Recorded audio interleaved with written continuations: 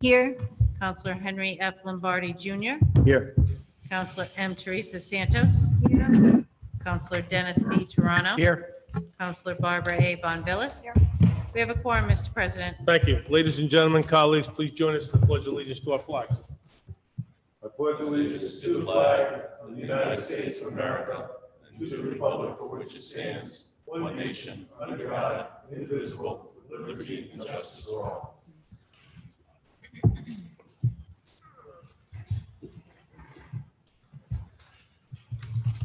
Okay, pursuant to provisions of Article 2, Section 203 of the Town Charter, in accordance with Sections 4246-2, 4246-4, and 4246-5, and 4246-6, Rhode Island General Law, I hereby call a special meeting of the Town Council to formally consider, discuss, and act upon the following items of business.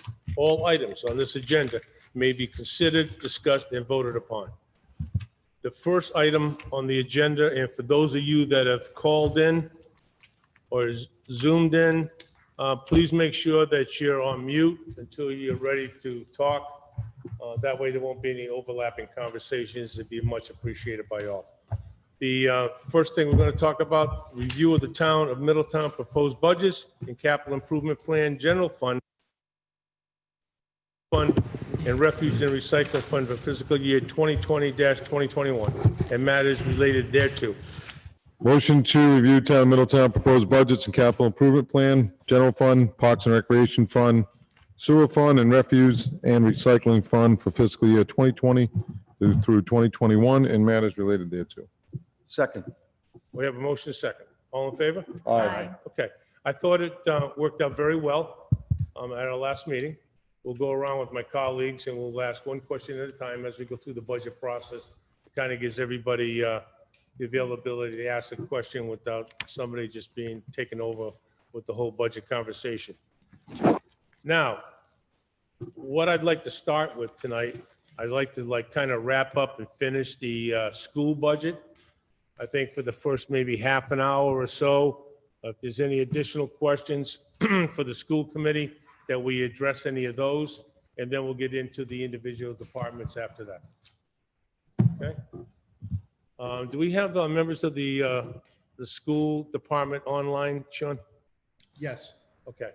So we're all set, and I'll start with Councilor Santos. Councilor Santos. I'll pass. You pass. Councilor Von Villis. Pass. Councilor Flynn. I'm going to pass. Okay. Councilor Toronto. I did ask for a list of the the positions that they felt they needed, but were not in the budget, and I didn't get a copy of those, so I'd just like to You do request. have a copy. Right up here? Yes, it's right alongside.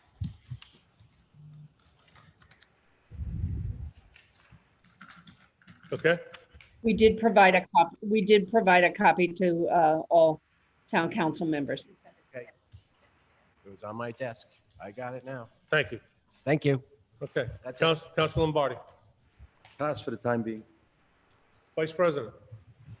No, I asked all the questions I needed to ask. Again, I can't see diving into it when we don't know where the funds are coming from or when it'll be funded and whether it's federal or state. And so, I mean, at this point, to me, it doesn't make a lot of sense to dive into it.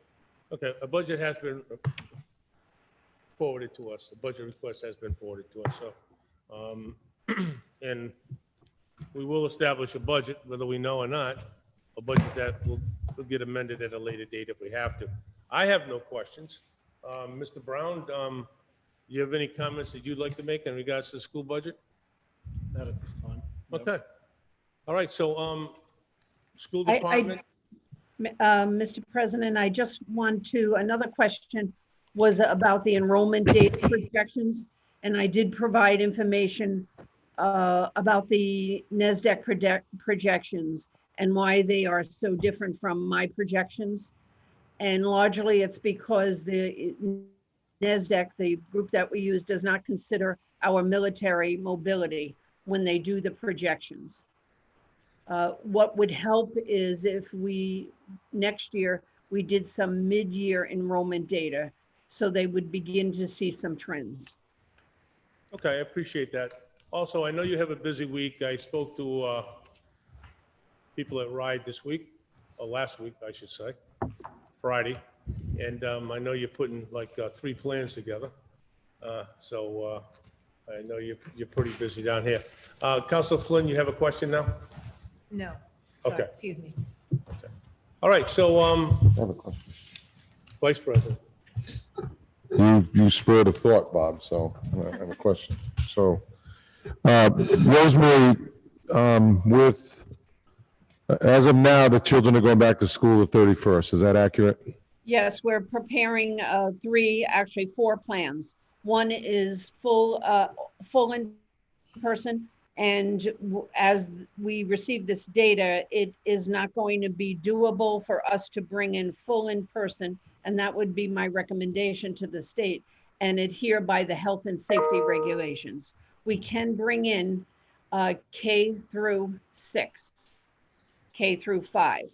And then there's partial in person, and that would be our 6 through 12 plan, where students would come in on alternate days or half of the students.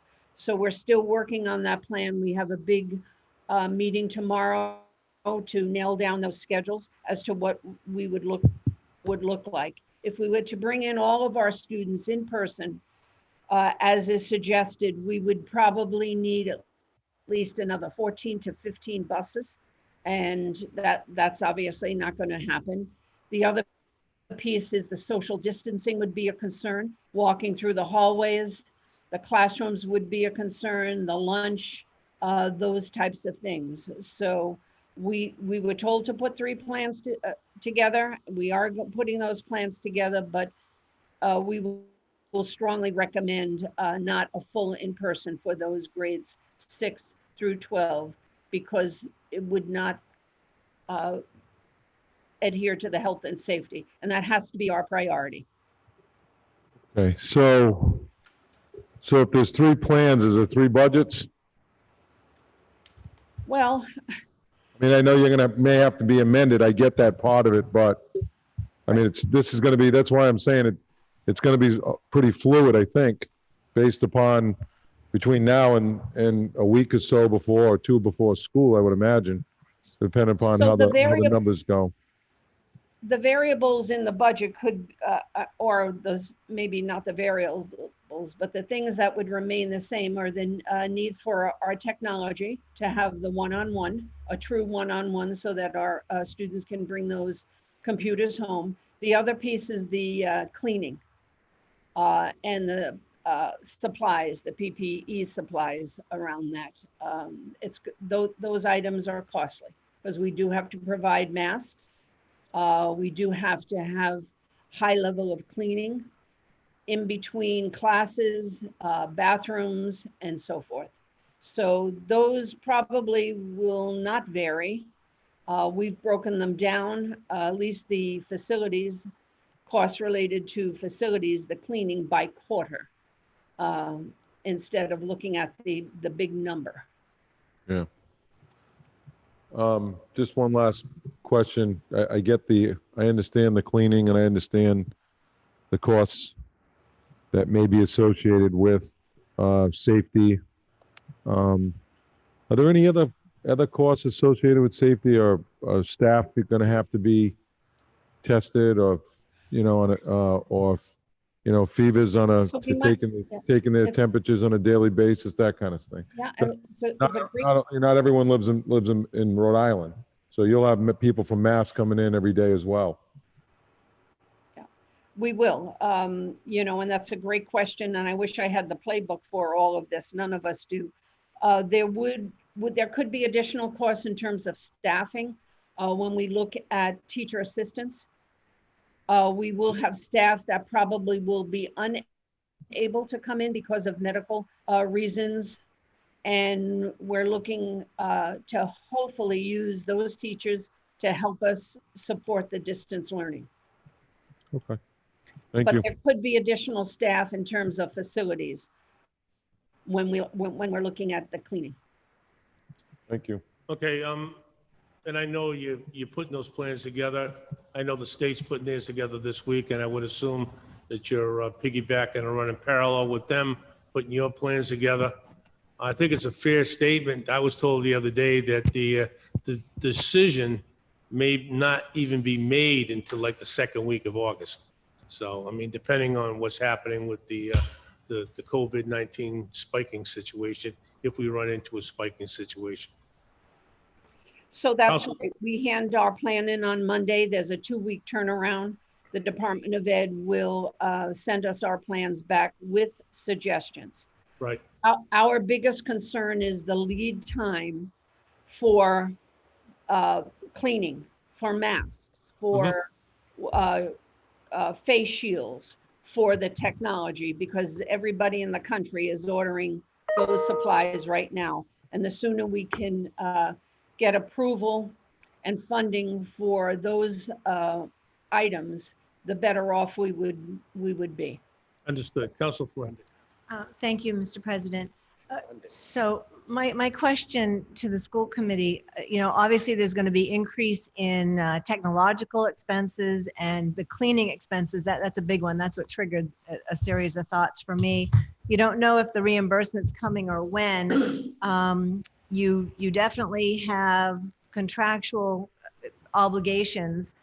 And that's what I want to inquire about. I know that some states or communities, when times are extreme, of which this is one of them, the teachers have deferred their raises for the future. We've got a lot of taxpayers that are really going to be struggling this year, I think. And I just didn't know if that was something that could be considered or if that's out of the realm for Rhode Island. So we have not broached our unions with any concessions that way. And thank you. Is it fair to say, Superintendent, that there are other districts that have furloughed people so far? I missed that. There are other districts that what? Furloughed people? I'm not aware of any. There could be. I know there were some districts that did lay off some teacher assistants, some bus monitors. We chose not to do that because of the CARES.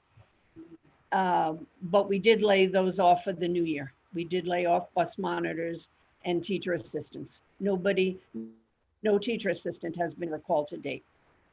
And we still have a number of teachers out on recall.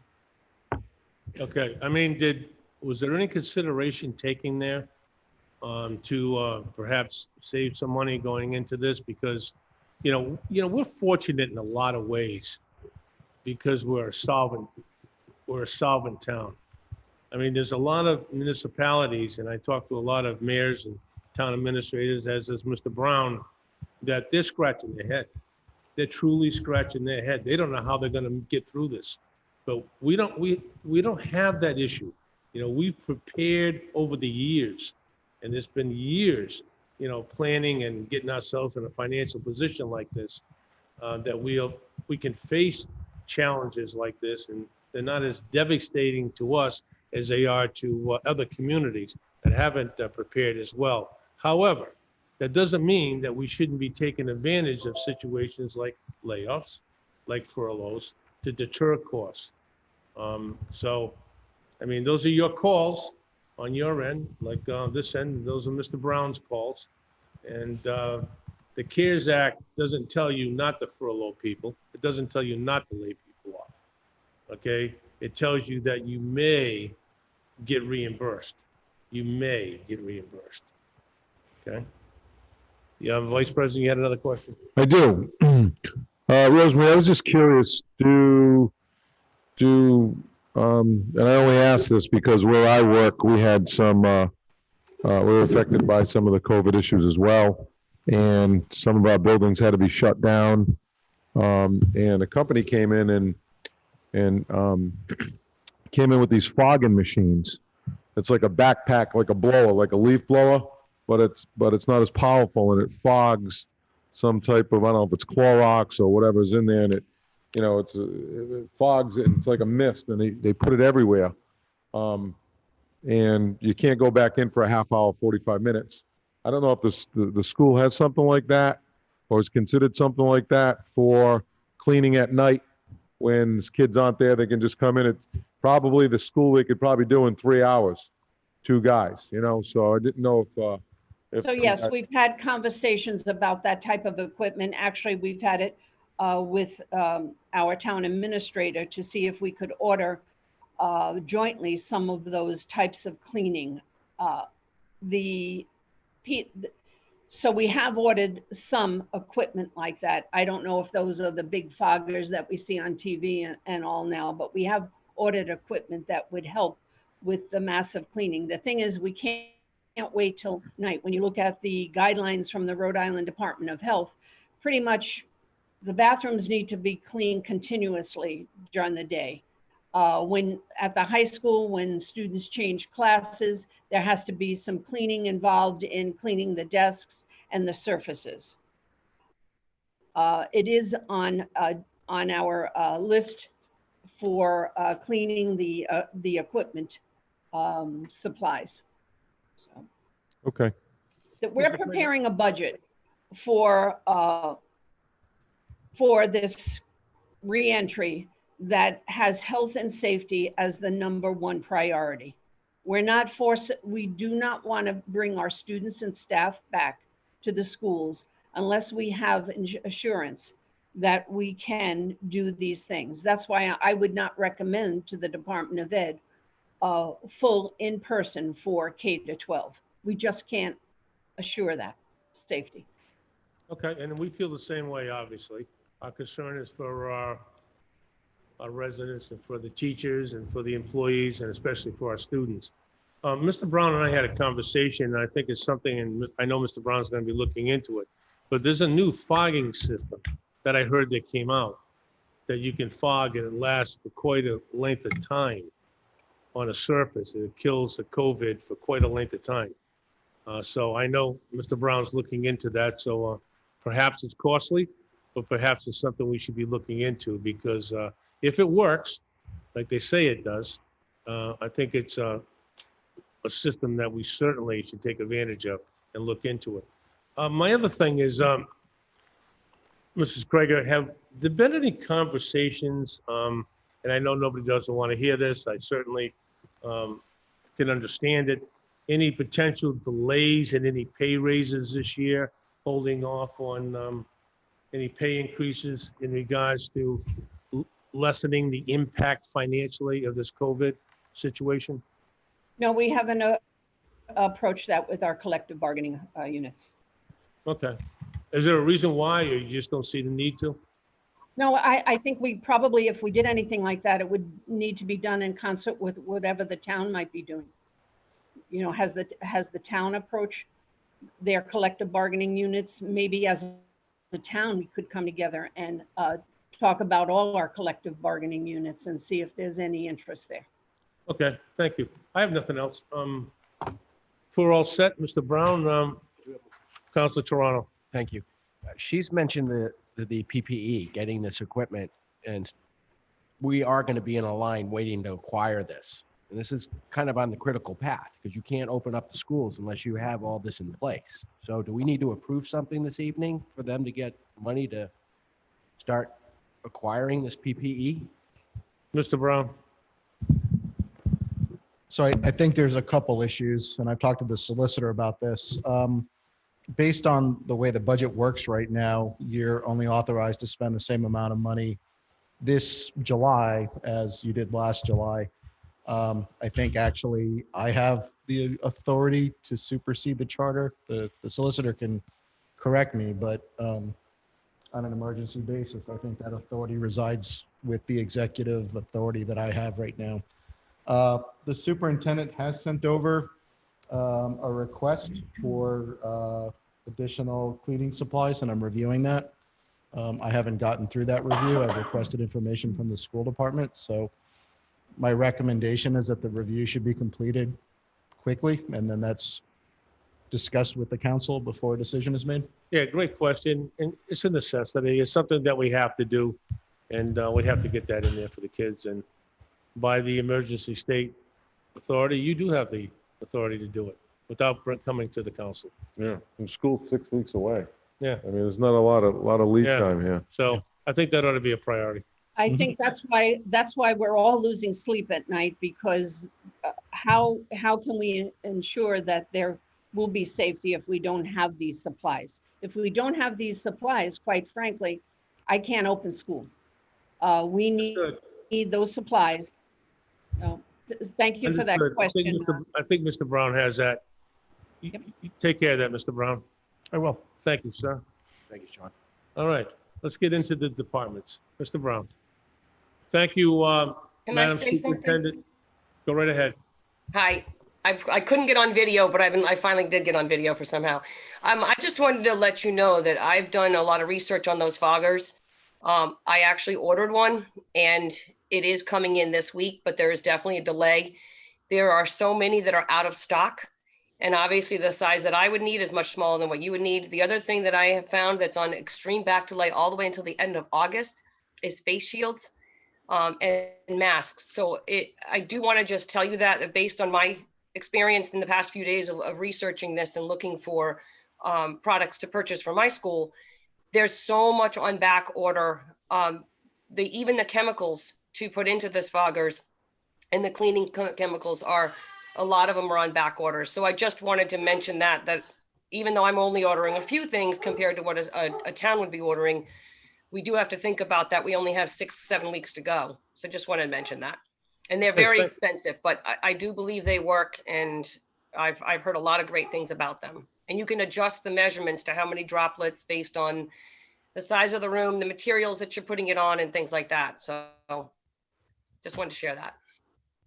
Okay, tag, Mr. Brown's it. I'm sure he'll move on it expeditiously, and we'll get this thing done. I'm really shocked that we haven't moved on it earlier, to tell you the truth. But however, we're heading that way now. Mr. Vice President. Yes, so I know, I don't know the cost of these things, but I'm sure it's going to be costly for all these supplies, whether it's cleaning or any type of PPE. So have you considered maybe to phase in your request of computers, depending upon how the cost comes in on the safety stuff, because safety comes first. So maybe you can phase in with 2 years of do computers in 2 or 3 years versus, trying to do all in 1 year, plus all the safety stuff, plus all the salaries. I mean, that's something that needs to be talked about. So I agree with you. Safety is number one, period. Computers are great. If we can do them, we'll do them. But if we can't do them, and the cost of the safety, the PPE stuff, to supply that for a full year is astronomical, then I think that needs to be considered that the computers, you take a step back and maybe phase them in over 1 or 2 or 3 years. So that under ordinary times, that sounds like a great plan and a well thought out plan, but these are not ordinary times. If we have to turn on a dime, which we are going to, take a look at what's going on in the world. I just got notice that San Diego schools and Los Angeles schools are not opening in September. So that means remote learning or distance learning. That means a computer in every child's hand. And that's why there's a sense of urgency for the technology as well. Because we will not be able to provide distance learning for those students if we are not in a full in-person plan. Mr. Krieger, you came up with and correct me if I'm wrong, I'm just thinking of what I read, one of my 300 emails a day. You projected the cost to clean the schools to be about $250,000? So the actual costs, I have a breakdown. I believe I sent the council, it's probably on your desk, a summary by quarter, but a total summary is for the entire year is $676,000. Okay, all right. By quarter, it is $169,000. All right. And I think it's wise for us to go by quarter because we don't know, we might be in full distance learning by the end of October. Again, It could take a very look well at be. what's happening. We could very well be. Counselor Toronto.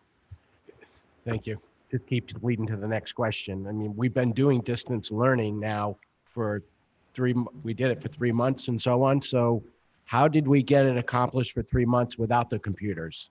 Because now we need them. Mhm. How did we manage the last 3 months? These are the new Chromebooks they want. I So know, but we managed did this have, without we- Chromebooks. right. It is the Chromebooks because we were using the computers that we did have. They are aged computers. The battery life is very low. Actually, parents have been returned some of those computers because they just didn't work and they were too hot, they overheated. So this is putting Chromebooks in the hands of all of our students and staff. Okay, thank you. And All right, thank you. there is a phase-in program, not the number of computers, but there's a phase-in lease program that we provided our town administrator, and I think you might have on your desk as well, for a lease rather than an outright purchase for what we We need. do, we do. We've Okay. had that discussion with the town administrator. All right, thank you, Superintendent. Much appreciated. Thank you, members of the school committee. Much appreciated. Bob, I have one more Go question. ahead. Rosemary, I just have one more question. Just want to be clear. The distance learning that started in March or April, did every child have a computer? Every child had a computer. There were none of our students without computers. If they didn't have internet access, we provided hotspots for those. We had over 700 of those computers out, and some of them use their own devices. But ideally, it is best that every student use the device we give them because there are safety filters and so forth that we need to provide on every computer. So if Sam is using your computer, Paul, at home and not one of the schools, you might not have the same filter strength that we are required to have by law. Okay, I understand that. I just was going back to when you said these on ordinary times, and I agree with you. But every child pretty much had a computer. It's just you want new ones, and that goes back to my suggestion earlier is maybe you get half the new ones this year instead of all of them because every child had a computer or pretty close to it. It's not like they didn't have any, and that's the way you kind of made it sound. At least that's the way I perceived We've it. been cannibalizing the devices to keep the devices in the students' hands. Yeah. We had 24/7. Our tech team was over at the high school where parents could drop off a computer if it wasn't working, and we would hand out another one because we did not want a minute lost in distance learning. So What about that allocation? I think we need to do this the right way. Middletown is known to do things the right way. And we have provided a list for you that's very thoughtful, that tries to get the best price. And our students and staff deserve this.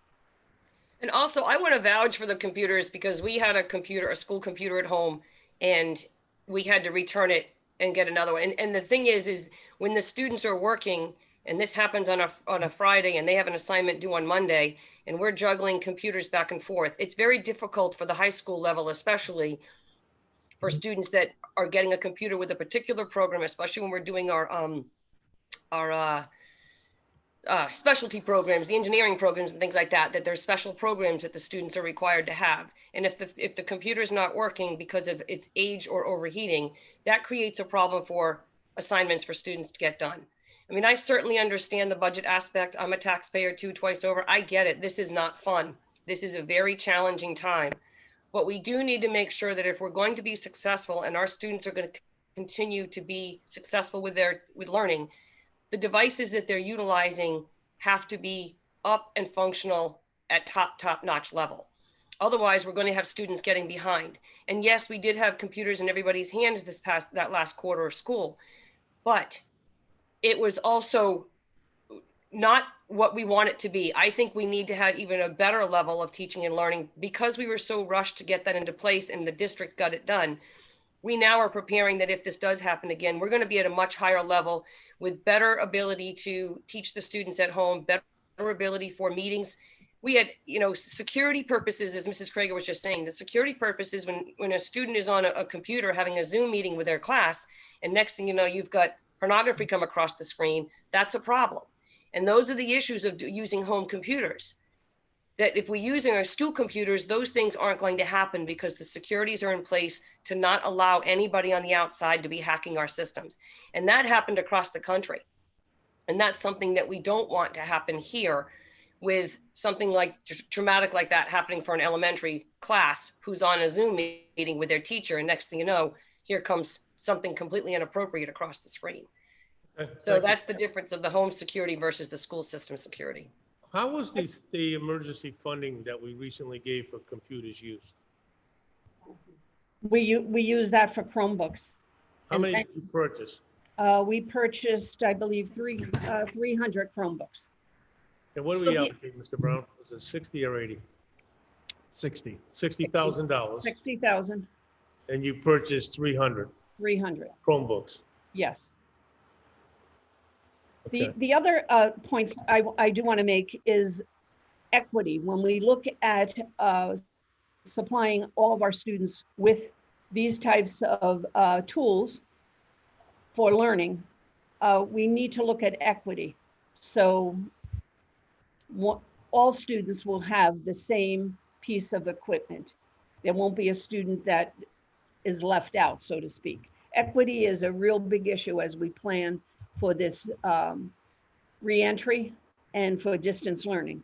The other piece is our 9 through 12 grades are all set. We're not replacing any of those computers. 9 to 12 is all set.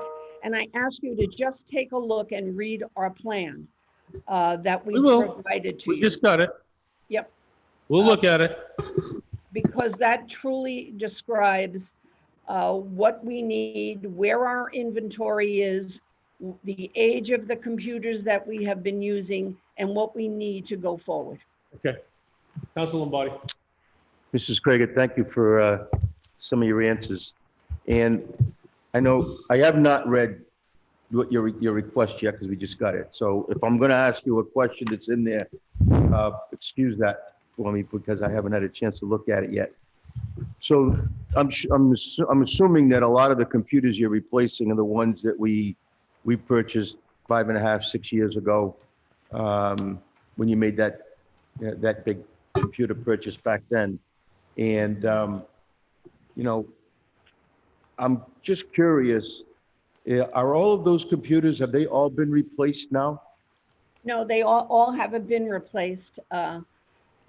As you know, the warranty is out on some of them. Again, I know you just got this information a while ago, but if you look at the last page of that information sheet, it lists all the devices in our technology inventory.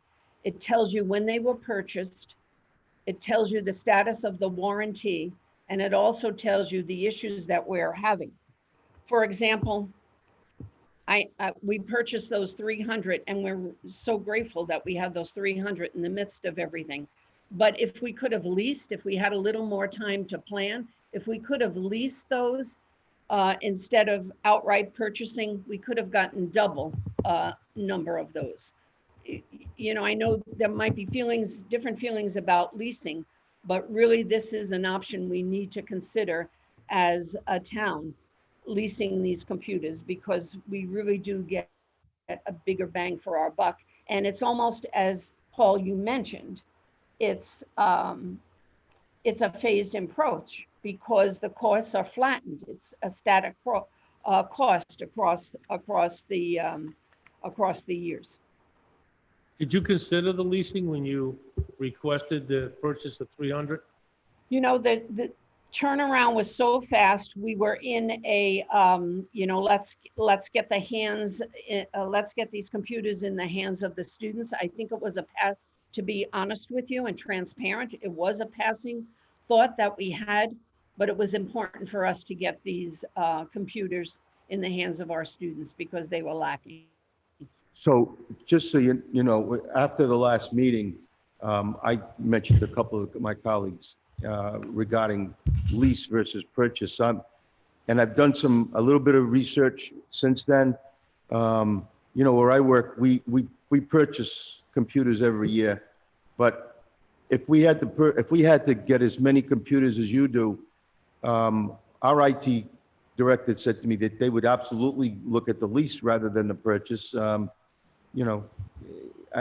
think it may very well be a better, maybe some more bang for your buck down the road when it comes to, warranties and leases and the whole bit. I mean, that's just my thought. I don't know all the intricacies of it. But I just hope that, I know the Chromebooks are good and I get it. I'm just glad that we're not getting the type of equipment that we bought the last time 5 or 6 years ago that, quite frankly, my understanding was that they were refurbished and they weren't new. And I think maybe we didn't get as much bang for our buck out of what we purchased back then. I know there are a lot of issues with those computers, sitting in the carts and booting them up and having all those other issues and some infrastructure stuff, which I know you've addressed. But when we're going to make this big of a purchase, whether we lease or whether we buy, I trust you, and I hope that we'll do our due diligence on the technology side to make sure that we're getting every penny's worth of the money that we're spending in taxpayer dollars for this stuff. Because I'm a big believer in it, but we just need to do the right thing. Absolutely. And the information that we had when we purchased those other computers 4 to 6 years ago was the best information we had at that time. It wasn't a wrong thing that we did. It was the best information we had at that time. And who knew that we would have this pandemic when we really needed to put a true one-to-one that a student can take a computer home with them. I get it. I don't mean to interrupt you, but I totally understand it. But, at the end of the day, when you're purchasing new and you're purchasing refurbished, maybe for a little bit more money, we might not be in totally the position we're in right now. I understand as technology, improves, and it improves so fast that you get behind the curve. But we may not have been quite as far behind the curve as we are today, had we made in my estimation, and I'm being upfront, a better purchase back then. So, thank you. I think it's lessons learned. I know we have this conversation, and I want to move on because we're going to get to the other departments. But we got to remember something. When we're out purchasing, it's taxpayer money. No different than if it was our own money when we purchase.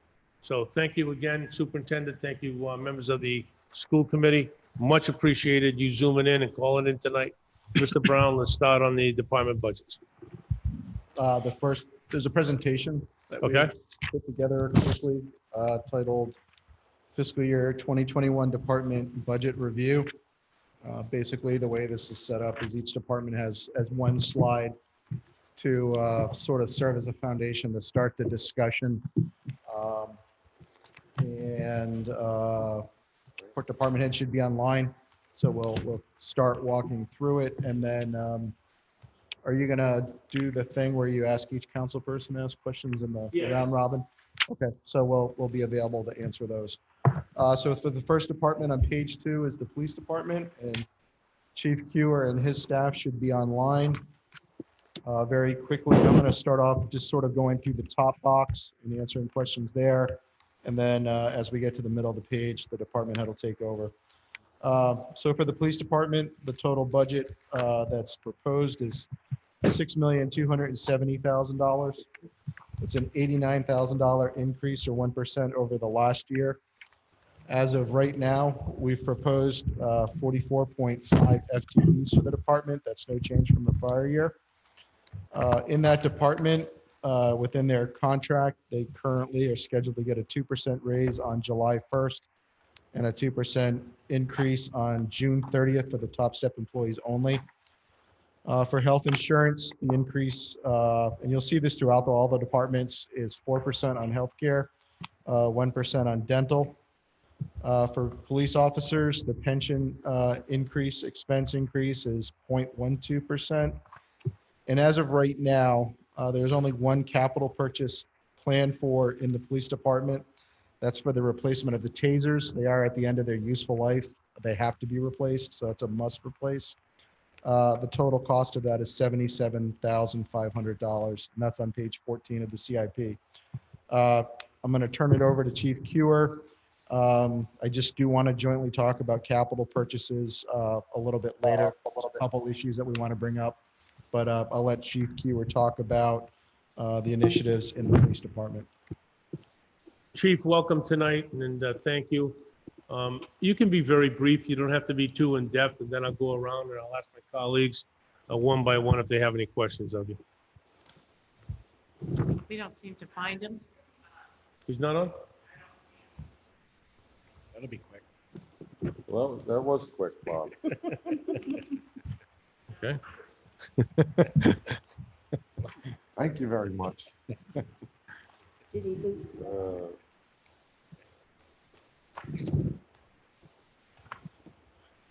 I will just quickly run through these, and if we find Bill, the chief, we'll jump him in here. One of the major things that's happened with the police department is that the chiefs, oh wait, there's a message here. One sec.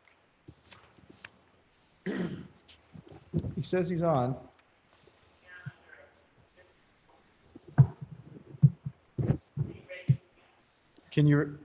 Bill, can you raise your hand? Yes, you need to unmute yourself.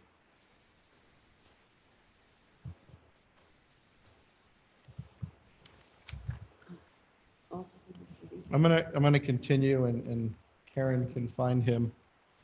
About a month ago, the Rhode Island Police Chiefs Association had gotten together, a number of the chiefs, and they basically jointly signed a pledge, 20 different items for 2020. A lot of that, it is based on trying to improve policing, the relationship between the department and the communities throughout the state of Rhode Island. A number of the initiatives in that campaign are things that we already do in the town of Middletown, like the CALEA certification, and Bill gets on, he can talk a little bit more about it, but there are those items that we've committed to take in order to improve our department's relationship to the community. A second highlight for the upcoming year is that the chiefs in the state of Rhode Island are working together to basically jointly purchase one CAD record management system for all of the departments within the state. That will allow the departments to upgrade basically to the best available technology that the department can use to record activity at the department as well as analyze it. Also, it provides cross-agency support that doesn't exist right now, including communications with the 911. Lastly, there is an increased cost related to overtime and training. Chief Kewer has gone through. We continue to reconcile the cost of training and what's required. It did result in an increase. However, it does reflect the different issues that we need to address for the town of Middletown.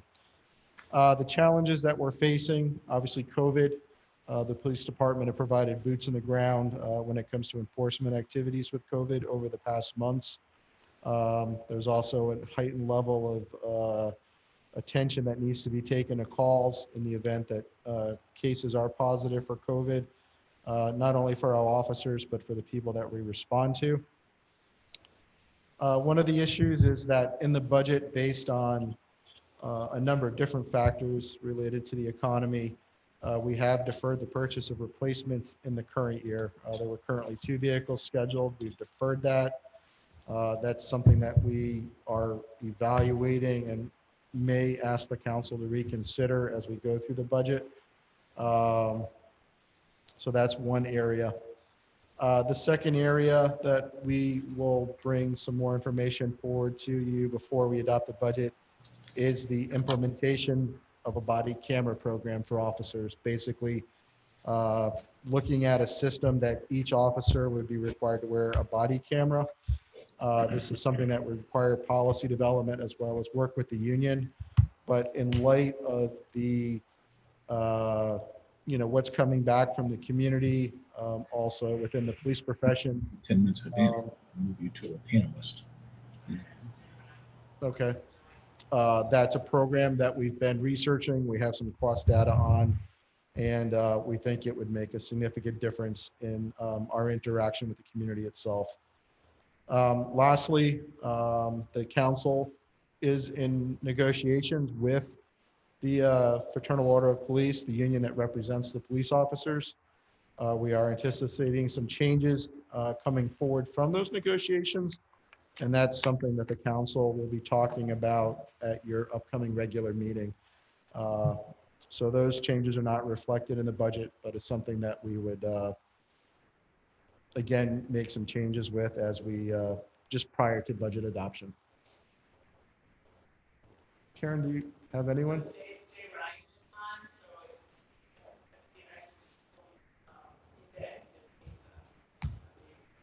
Okay.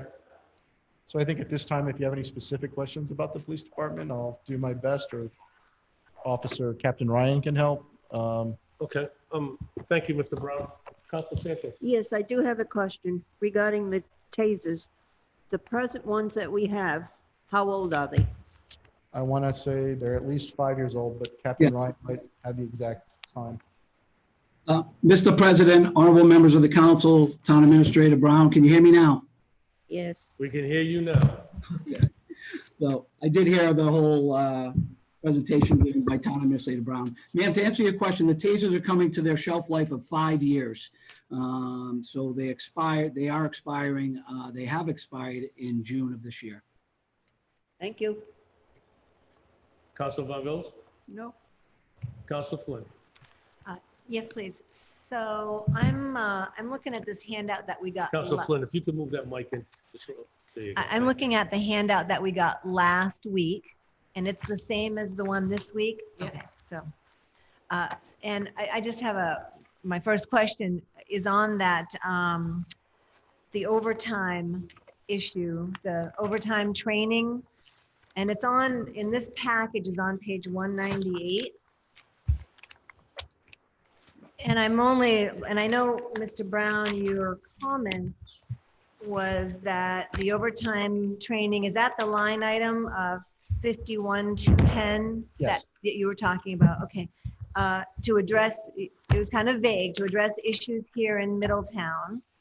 And I'm not sure if you have that list, but as I just ran through this, my question or my thought the number being proposed is $126,000 for that line item.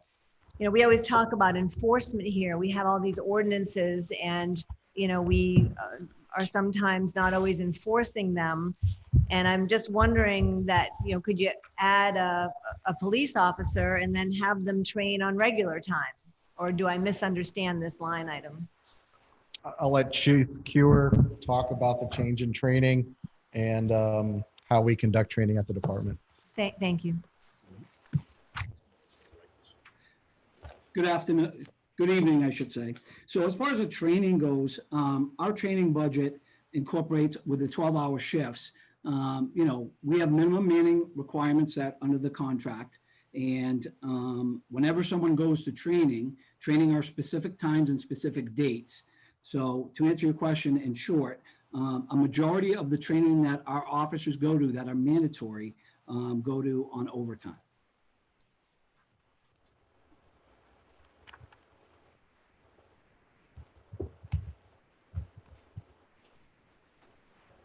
Is he speaking?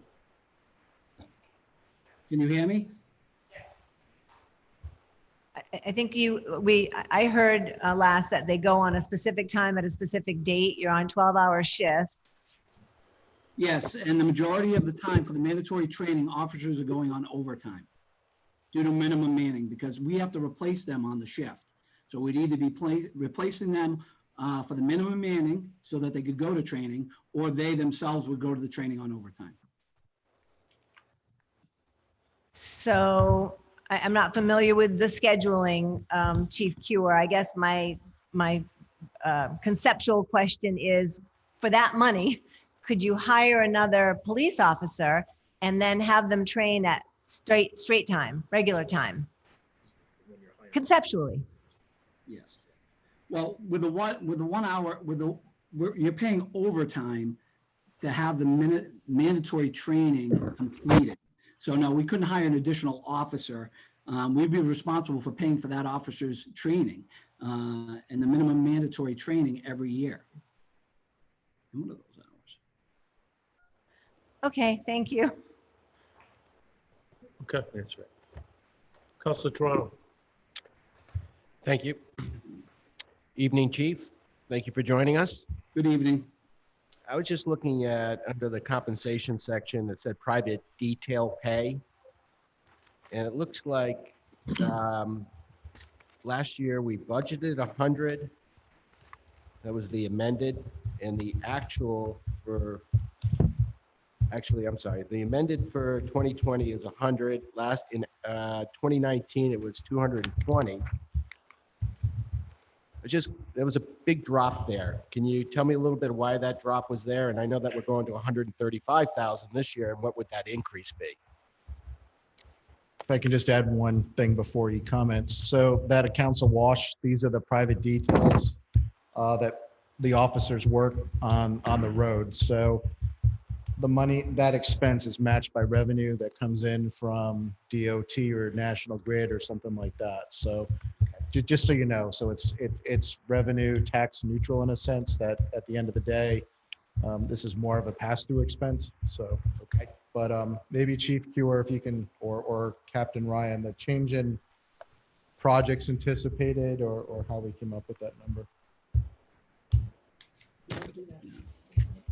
So that is an educated based on the number of details that we get every year. As you know, those private details are paid by private contractors, National Grid, and that is like a rotating account. Finance does those. Yeah. And that is projected through finance based on the preceding year's numbers. Okay, thank you. Counselor Lombardi. So, Chief, thanks for being on tonight. To go back to Councilor Flynn's question, maybe I can help clear this up a little bit. No matter how, correct me if I'm wrong, Chief, no matter how we shake this out, if it's mandatory training and the officer is training for straight time on his, whether it's not his day off, so you have to replace him on the shift.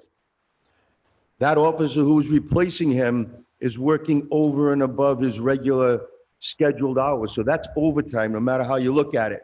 So it's either pay the officer who's training overtime or pay the officer who's replacing him overtime. You can't have it straight time both ways. The officer who's replacing him is usually working over and above his regular scheduled time, which by law, you have to pay overtime, by contract too, I think. And that is correct. I was getting every other word. We're having some technical difficulties. Can you hear me right now? Yes, loud and clear. Very good. And it should be noted too that the officers that are in administrative positions where we don't have to backfill them due to minimum manning, they go on straight time. So our detectives, our canine, myself, the captains, anyone in an administrative function are scheduled on regular time. But in the patrol function, to go out on the road, when you're replacing someone on the road, they're working over and above their regular, I'll say 40 hours or whatever it is. And that has to be overtime, but contractually, and I believe by law too, but the officer's training is on straight time. That is correct. And could you give us the what are some of the mandatory trainings that they have to go to? I'm going to have our training captain just go give you the topics on everything that is mandatory for an officer every year. Right. Captain Ryan? Good evening, Councilman Lombardi. How are you? Good, thank you so much. Good. So there's, some of these trainings are based on annual recertifications and some are biannual, but just some examples are, we go to the range 2 times a year. We have a what we call less than lethal training, which would be the use of the baton, handcuffing, OC. We also have taser training, first aid, CPR. We have domestic violence training, mental health training, bias-based policing, ethics. We have hazardous materials, and every now we have legal updates that we sometimes have to take part in, that legal updates that would be put out by the Attorney General. Yeah, and off the top of my head, I think that's about what we have to cover that is mandatory. Thank you, Captain, appreciate it. I'm sir. Vice President? Good evening, Chief and Jay.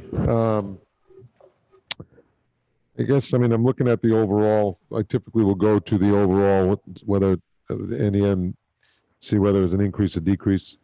And it looks like it's a 2% increase for the department overall. And that breaks down in variously when you look at the details of it. And a lot of that, a lot of that's made up with a reduction in the capital. Looks like no vehicles being purchased, so it's 200,000 deducted from all the other expenses, so it ends up being about $95,000, $96,000 increase for everything they do. But I just do want to go back to Terry's question about it's just an observation. It's not really a question of training's mandatory. Rick addressed it, Terry addressed it. The only thing I looked at it is over 2 years, it almost doubled. So is there that many new mandates? Because if you go back 2 years, it was 70,000. Look at this year, it's 126,000. It is what it is. I get it, and I support it. I just want to know, I guess, if there's that many more mandates than there were 2 years ago. That's all. I can speak to part of it. There is a large increase in mandatory training related to mental health issues. The class was prescribed by the General Assembly. It's a full day of training, and all officers are required to do that. Chief Q, I don't know what other areas you want to address as far as the changes. No, the mandatory, and obviously training is a big topic right now in policing.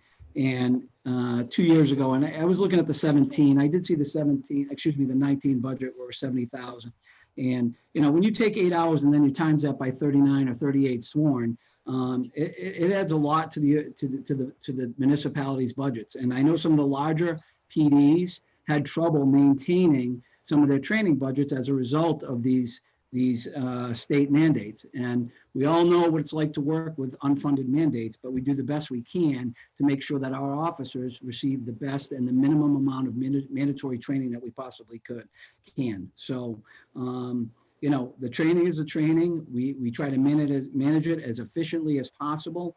We have officers that are on their that are working an administrative function, going on straight time to keep that budget as low as we possibly can. But, and it's recurring mandatory training every year. So I can't sugarcoat it any more than that. That's the cost associated with training police officers. I agree. And just an observation that I saw, that's all. But yeah, 2%, it is what it is. We got to have a police department, and we got to have a one that's fully trained, and especially when one out of every 4 calls is a mental health issue response. So it's important that the team has the adequate training. Okay, thank you. Chief, under the police operations, the regular salary, the 2% increase for the regular salaries, is that based or factored from the 3rd year of the current police contract? Reflect that 2%. Yes, it should reflect that 2%. Okay. And just, Mr. President, the finance office does calculate the salary and benefits based off of actuals by Yeah. individual. It is a very detailed process. It's not a, Understood. Yep. I just want to know if that was factored, because I know what their last year entails. Mhm. And I just want to make sure that was, yeah, no, I just wanted to How assure it's you that factored it's off done there. at a detailed basis, not on with a broad brush kind of approach. no, absolutely. Okay. Council Santos. Yes, my question is directed to Mr. Brown. Under the pension, do we have in the police department any officers that are still under the John Hancock plan? No, All right, thank you. Council Von Bills? no active officers. There's inactive officers, but no active officers. Thank you. Council Flynn? Just another thing that caught my eye in the handout, which is on page 201 on the handout. It's account 56202. The gasoline estimate for the coming year is increased from this year. So you, in 2019, you had about 86,000. In 2020, your amended amount is 60,000. And for the coming year, gone back up to 86,000. Gas prices are down. I'm just wondering, the trend would look to be in the other direction. So do you have a background on that?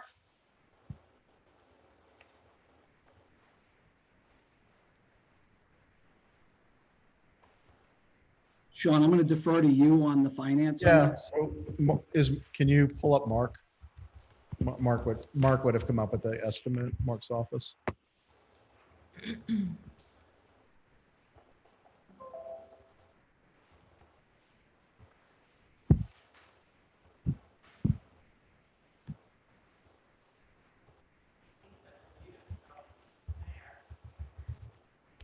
What we'll do is we'll give you a detail on all of the gas and diesel fuel, how it's budgeted for all of the departments, and then and an explanation for this department.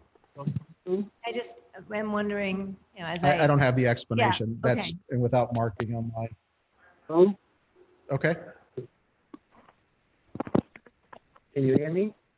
Yes, again, Mark. Very good. So that was based on trends, Councilor Flynn. The budget was lower than it should have been in prior year, and based on trends, we had to increase. I cannot understand him very well. Is it just me? I think you said it's based on a trend. Mark, you're really broken up a little bit. If you can, What's this? Is that better? that's better. So the increase in the budget is based on trends. So in the prior years, the expenses were more than the budget. So we increased the 21 proposed budget to match trends. If you look at the 2019 actual, it's 86,000, almost 87,000. And then the current year, your estimate is to drop to 60,000. So Well, I'm looking, that was the amended, and I'm checking the actuals now. And I believe that they're over budget at this point slightly, but so that would be the reason. We based it on trends. okay, you can provide those numbers if you don't mind, because it Sure. looks from this that the trend would be going down.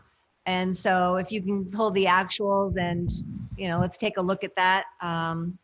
Again, I think taxpayers are going to be really pressed this year, and I think we need to look at anywhere possible to find relief. Thank you, Mark. Will do. Yep. Councilor Toronto? Yeah, I didn't have any additional questions. Just one of the things in the budget booklet, we get to see what the actual 2019 was actual for these expenses. And then we get the 2020 amended, which is basically what the budget was last year. It doesn't show us where we are to date today with last year's budget. So we're really not looking at what we actually spent last year in 2020. We're looking at what we budgeted. So I'd like to see a column in here that would say, actual 219, and right now we could say almost actual 2020. What did we spend last year? You don't see that in this document. You just see what was budgeted. So I don't know, going down the road, could we actually see what the actual numbers are? Because one thing that someone has asked me, and I've kind of thought myself, do we have anything that's remaining in the budget from last year that's going to carry forward to this year to maybe offset some of our expenses for this year? Like, we put a little spending freeze on. So what did we actually end up at in the, according to we got the amended, which is the actual budget, but we don't see the actual numbers of what we spent last year. So going forward, I'd just like to see that column if it's possible. Council Lombardi. So Chief, so I'm a big believer in the whole training thing. And one of the things that I've seen throughout my career is that, when you talk about trends and you talk about what's happening in society back in the day when I was out there and whatnot, and it went from use of force to less than lethal, and OC, which is pepper spray, and the tasers, and community policing, and now what we're seeing today in society. And I can see with the commitment, which I think was great, that the Rhode Island Chiefs Association made several weeks ago, and the move towards training for our police officers on de-escalation, and to getting to the point where you defuse situations, and you use your communication skills more than you use your physical skills. That's changed over the years. And what's trending up at the legislature in particular, maybe not this session, but you can be certain next session you're going to see some issues where they may mandate more training. I'm certain they're probably going to.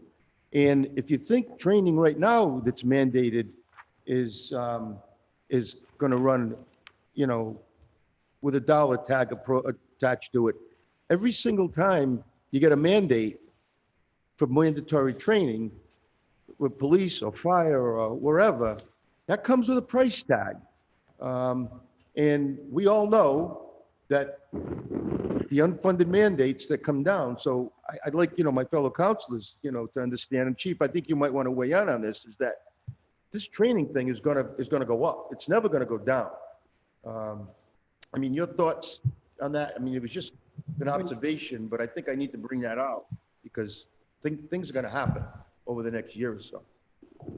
Councilor Lombardi, you're exactly right. And, I'm very proud to be an advocate for the 20 for 20 campaign with the Rhode Island Chiefs. Just a great organization who really was on the forefront of coming together and basically just reiterating and committing to these 20 important aspects of modern day policing. And I will tell you that we have posted this on our webpage, so you can go to our webpage, you can read it for yourself.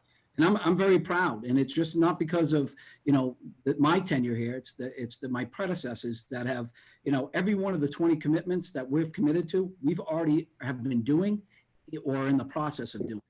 And take a look at it. And if you have any questions, feel free to email me or contact me because I'm not saying we're the best, but we do things pretty well here. And I'm very happy to pledge to the commitment of the Rhode Island Chiefs and bring awareness to improving. We're not perfect. It's not perfect, but it's a start where we can just start bettering ourselves as police officers and making sure that we're putting out the final product with our police officers on the street to deal with anything. Vice President. Yes. So, as I look at this a little closer, there's, you look at things like small equipment purchases, 5,000, and furniture purchase 1,000, and little things like that. All those little things, wireless communication, 6,100. We had nothing the year before, but 6,000 the year before that. Some of the building maintenance of general repairs for 25,000, and then, some HVAC stuff, and the consolidation rather with the schools. Some of these guys those are some of the synergies that we've talked about for years of, hey, instead of spending maybe, or budgeting maybe 25 grand, then, it's maybe something the school department guys could fix, and then the little 5,000s and 1,000s, and then, well, that adds up, next thing you know, you're 20,000. If they do that with every budget, you're at 100,000 or more with every department. I'm not saying that's what it is in every department. The police department has a larger budget than everybody except for the school. But I do have one specific question under animal control. As I look down, what is under line 53701? It's under total operating, just above total operating. It says other charges, and it's half of that budget. Is that other charges? Is that where the animal shelter? Yes, that's the contract with Potterly, sir. Okay, that's what I thought. I looked at it and I said, what is that? And then it hit me that it's on animal control, so it would be that. Okay. Thank you so much. Chief, I just got a couple questions in line with the overtime. When I look at your overtime proposed expenditures, I see overtime regular, understood, overtime court. Is it all courts, or is this municipal court, AAD, criminal court? Is this all court overtime? Yes, sir, that's all court appearances and all court overtime, includes everyone. Okay. And everything else on the overtime side looks pretty in line with and pretty consistent with what it has been. So I was just wondering, because it kind of popped out with the courts. I didn't know if there's a way to break the overtime down, whether it's to any municipal court or traffic court or even criminal court. So if there's a way to do that, maybe in the future, I'd kind of like to see that, just as a point of interest of where we spending the most of our money on the court side. But the number looks fair to me. Council Santos. I'm fine, thank you. Council Varvelos. Council Flynn. I'm finished, thank you. Council Toronto. Yes, I have one more question. I'm kind of going back to the community service officers, and again, jumping out at me that in 2019, the actual private detail pay was $322,000. And this year, or in the 2020 amended, we had it for 109. Do we know what the actual number is, Sean or Mark, in regards to where we are this year in 2020? Because that seems like a big number. 2019 was 322,000, and we budgeted last year 109. And this year we're budgeting 120.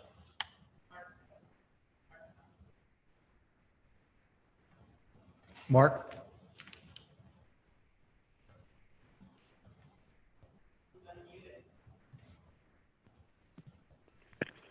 The actual to date for 2020 is 123,000. And this is for details that is reimbursed by private details. Right. I understand. I appreciate that. When you say it's a pass-through, I understand that, okay, contractors doing a project, we have to have a police officer there.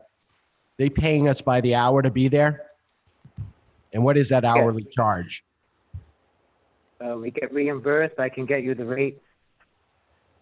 Is that, it's just not pay, right? It does include all costs associated with it, the car, the gas, everything's figured into that hourly rate? Yes, well, not on an hourly rate that we charge for the officers. If there is a vehicle used, we also do a charge for the vehicles. Does the town, It's not the rate for the detail.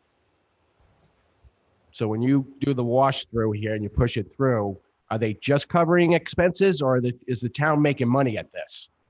There's an administrative. The town charges an administrative fee, yes, And how much is that? 10%.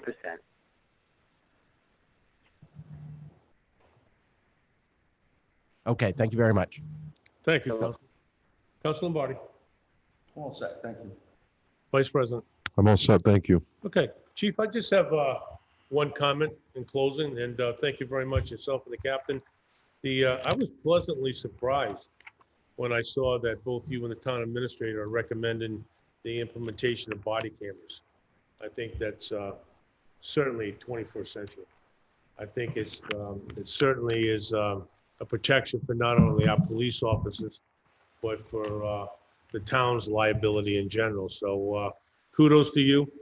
Kudos to the officers that I would assume are behind this as well. I think the body cameras work both ways. And I think a lot of times our officers are falsely accused of things.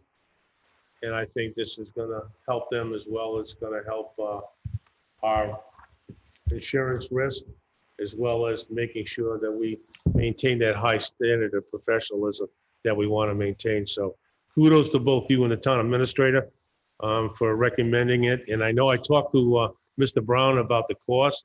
I was really surprised that it's a minor cost to do this, to implement this. So, kudos to both of you. I mean that sincerely. And again, thank you. Thank you, sir. Okay, Mr. Brown, next. The next department is the fire department. Chief McCall should be on. And that budget begins on page 210.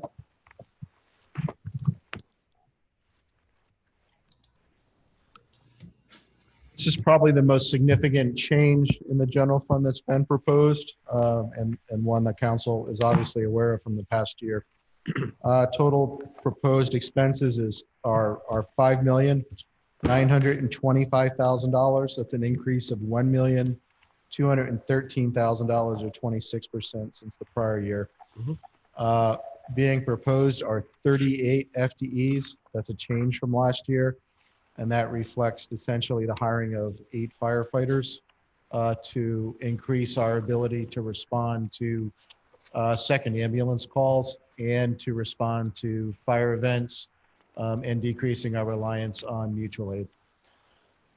Compensation in the contract is a 2% increase for the firefighters. We do have one employee who's a NERI employee. They would and the dispatchers. No, I'm sorry, one NERI employee. That's also 2%. We've talked about health and dental. This will be the last time I mention it. Health costs are going up 4% for the town, 1% for dental. Police and fire are actually in the same pension plan, so they are also seeing a 0.12% increase in pension cost. And there are 2 capital items in the CIP. There's a $600,000 pumper replacement. This is the pumper that was in last year's budget. We postponed the purchase of the pumper and moved it into this year. This is actually would be the 4th pumper that would be at the station. This would return us to the number of pumpers that we've maintained historically at the department. It is also necessary to support operations with the 2 ambulances that would be in service at all times. The second item that's in the budget is the $311,000 for the replacement of the radio system. And we do have a grant pending for that purchase that has already been submitted, and we're waiting to hear on whether we get any funding. Just some highlights. Obviously, the main highlight is the change in minimum staffing that will occur in the upcoming year. And that also goes along with work that the staff is doing to implement the new staffing model, which will initially be funded through grants, and in time we'll need to work in the additional cost into the operating budget. We are searching for a permanent chief. That search is ongoing, and we're hoping to finish that by the end of the summer. Obviously, COVID is a challenge. It's a huge challenge, and something that Chief McCall has done an exceptional job managing, not only for the department, but also as the town's EMA director. Things that we're looking at, obviously, is following through with the SAFER grant to pay for the new fire employees. And the last thing, which is something we've sort of talked about being the last phase in really ramping up our town fire department, is taking actions that will achieve accreditation. So those are the highlights. I'll turn it over to Chief McCall to talk about the issues that he sees within the department, as well as answer questions you may have. Good evening, everyone. Everybody can hear me fine, correct? Yes. Yep. Thank you. Yeah, so as Administrator Brown has brought up, some of the big challenges that we are facing over the next year, 2 years is the implementation of the new staffing, the new structure, and moving that forward. So we did put a SAFER grant together that was put in to FEMA. That was submitted in May. We're still waiting for word back from them. The fast track and the meetings that we've been with have been looking to get that out by August. So that's in place. Some of the other things that we're looking at is interoperability. So some of the other island departments have switched over to the 800 megahertz system with Rhode Island EMA. That's what the second grant was written for, is to be able to switch over and go full time onto the 800 megahertz system. With that comes revamping of all the radios, portable radios, mobile radios, and all the apparatus, updating dispatch and mobile repeater systems. So we're going to look at that. We're waiting for that grant to come back again in that same time frame between the end of July and August. Obviously, stuff with COVID is ongoing.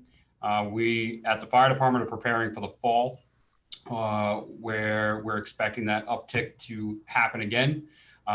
So we're trying to get a little bit more out ahead of this with the acquisition of PPE, disinfectant, changing protocols and how we respond to things and how we handle certain calls. Right now, we can proudly say that we haven't had any COVID positive firefighters in the department throughout this whole pandemic. We've had a few go through the protocol, but have all come back negative. So that's been a big positive for us. So that's some of the bigger challenges that we're looking at in implementation of the new staffing and the apparatus, and being able to have the second rescue and the second engine available for calls. So we're already seeing that's a benefit, having the second rescue staff the way we do. The calls for mutual aid have gone down dramatically, and that's been to the benefit of having that second rescue in service. So. Okay. Councilor Santos. I'm fine. Councilor Von Villas. Councilor Flynn. Thank you, Mr. President. And congratulations on being COVID-free over there in the fire department, Chief. That is really great news. Thank you for sharing that. My question might actually be for Mr. Brown. I'm looking at the CIP, the pumper truck, and the radio communications. I think that I heard that's going to be a grant, so I'm not so concerned with that. But again, I think everyone has to pull in the belt a little bit this year, even on the little line items, because as Councilor Roderick said, they add up. And I'm not seeing a whole lot of that. I thought the conversation would be a little bit different. And of course, these are our first responders, very important, no question, support their budget. But the pumper truck, I'm looking at the priority. It's a high priority, but it's not yet got to mandated. And I'm really only looking at the CIP for those that are rated with a number 1, like we have to do this. So is the pumper something that, can wait another year, or is this really we have to have it now? We need it now.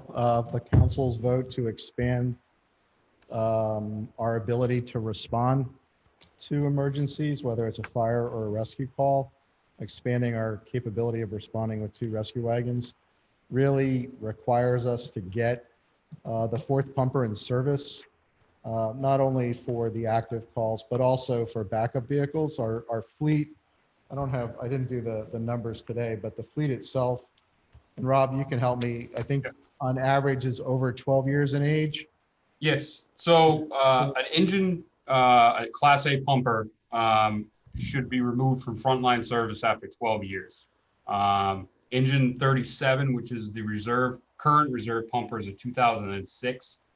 The other frontline pumper is a 2011, or no, 2010.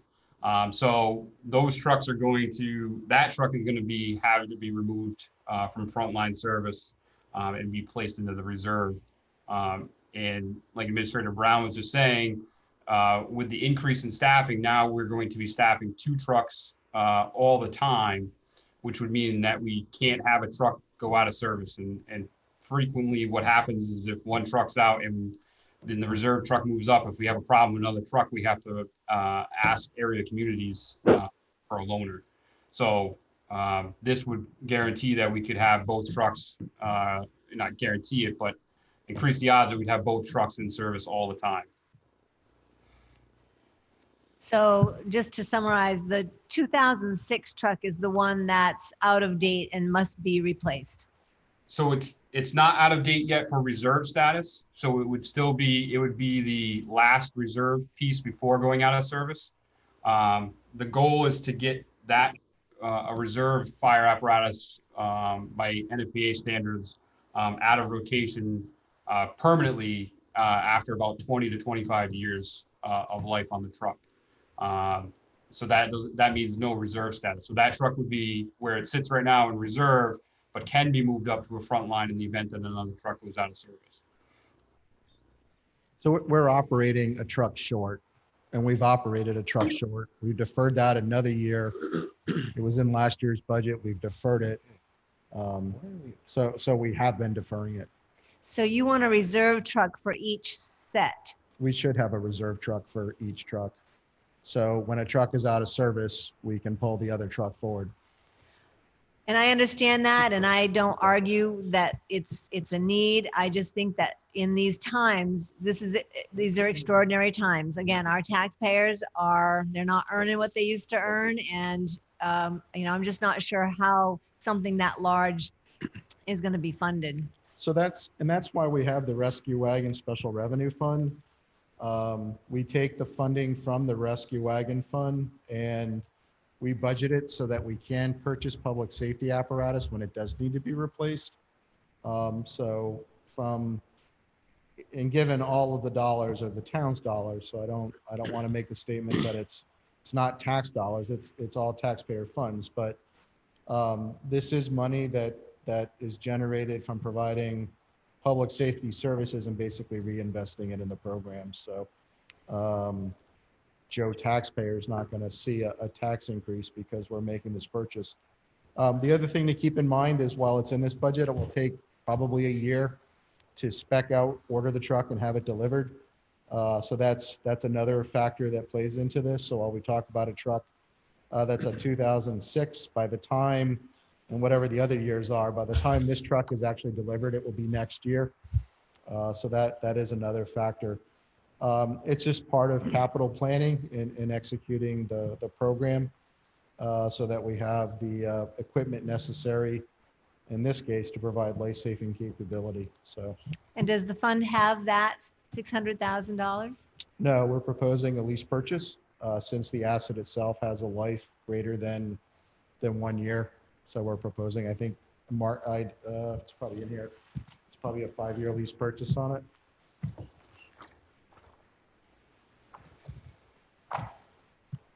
And would the fund cover the purchase over an additional 5 years from now? Yes.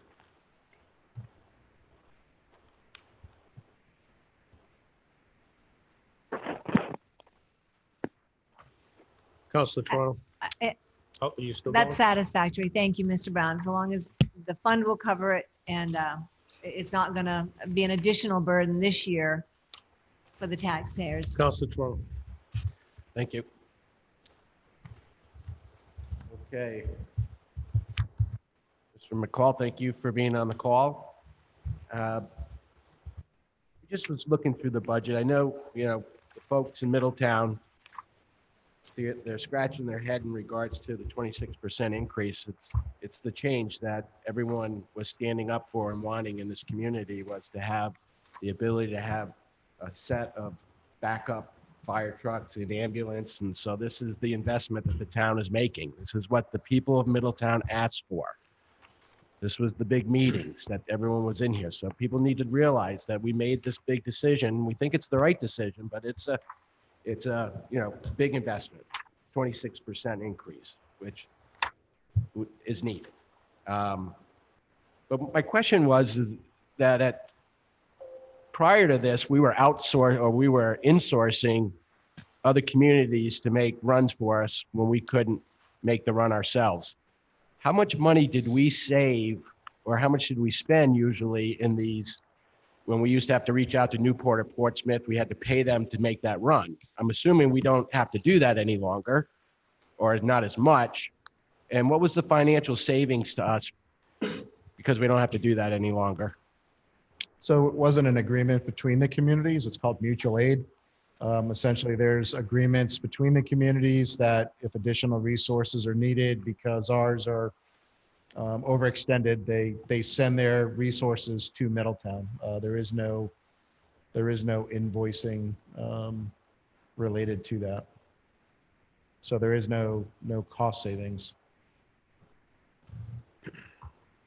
So they weren't charging us for coming and doing, like, if we had a fire and we No. couldn't get there, they didn't No. charge No, us it's for that? mutual No. aid, not just mutual It doesn't aid work that agreement. way for police or fire services. There's general agreements between communities to provide those services. You didn't know that, did you, Mr. Toronto? Okay, thank you very No. much.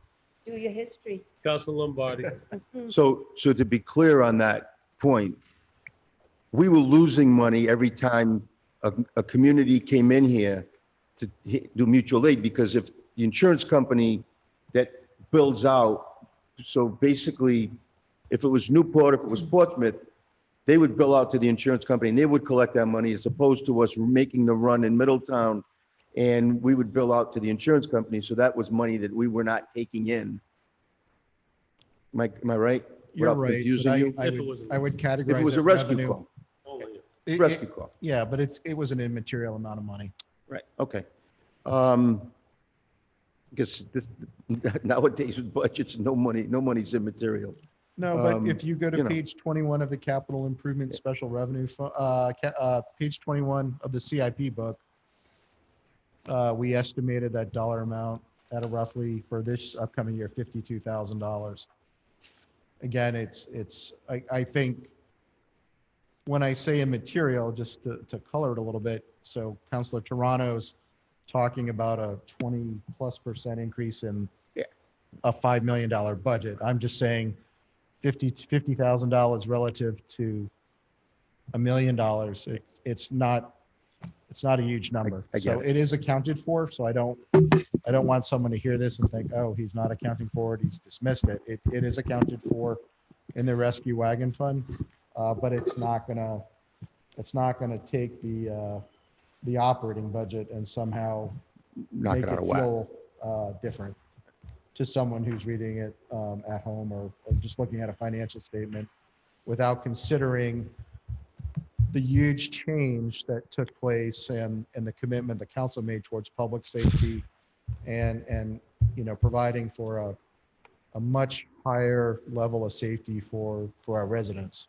So And so to go back to the pumper, Chief McCall probably would be the best person for this. So when you talk about the pumper and having a reserve pumper, and is that an NFPA standard, Chief, that we have a reserve pumper? It doesn't necessarily, NFPA doesn't necessarily say what you need to have in reserve. It kind of goes over what the life expectancy of each truck is. But yet the reserve status and how many trucks you should have, it only is based on the front line. It's not so much what you should have in reserve. Okay. And also with the conditions over on the east side of town and the lack of municipal water, and the fact that as we get some new developments over there and the town is requiring them to have cisterns, the mechanism for pumping from those cisterns is our pumpers, correct? Correct. So if you just saw, so recently we were just able to take the drill with Little Compton and go over pumper or tanker operations. So for us to initially establish any sort of water source or supply, we need one pumper at a cistern, a body of water, a pool, whatever it may be, basically drafting out of that site and pumping that out to the other truck that is now supplying the hand lines, the deck guns, whatever it needs to be to fight the fire. And then the tanker truck was the one that's going to be running the water in the event that the cistern runs out or the body of water isn't able to, keep up with it. And then at that point, that pumper would still pump off of the tanker truck. So for any sort of operations on that side of town, we need at least 2 Class A's and the tanker to operate. Thanks. And I really believe that the fact that the east side of town doesn't have, municipal water and hydrants, I just think we need the insurance. And, the whole, it's an insurance investment on public safety, no matter whether it's police or fire. But in this case, where we don't have good water source on the east side of town, and we have a lot of nice homes over there, and we're going to have some more. This is certainly an insurance investment. All right, and last, I just want to make a comment, and I want to say that, once we decided to make this investment in our fire department for the safety of our community, I want to say kudos to the firefighters for stepping up to the plate and going over to 24-hour shifts. Voluntarily, they didn't have to be asked to do that. And I know that it's been a good staffing thing for the town. And so I just want to say publicly, thank you to our firefighters for stepping up to the plate on that and helping us out at this juncture where, COVID is just taking a toll on public safety, particularly the fire service. So thank you so much. Vice President. Hey, Rob. So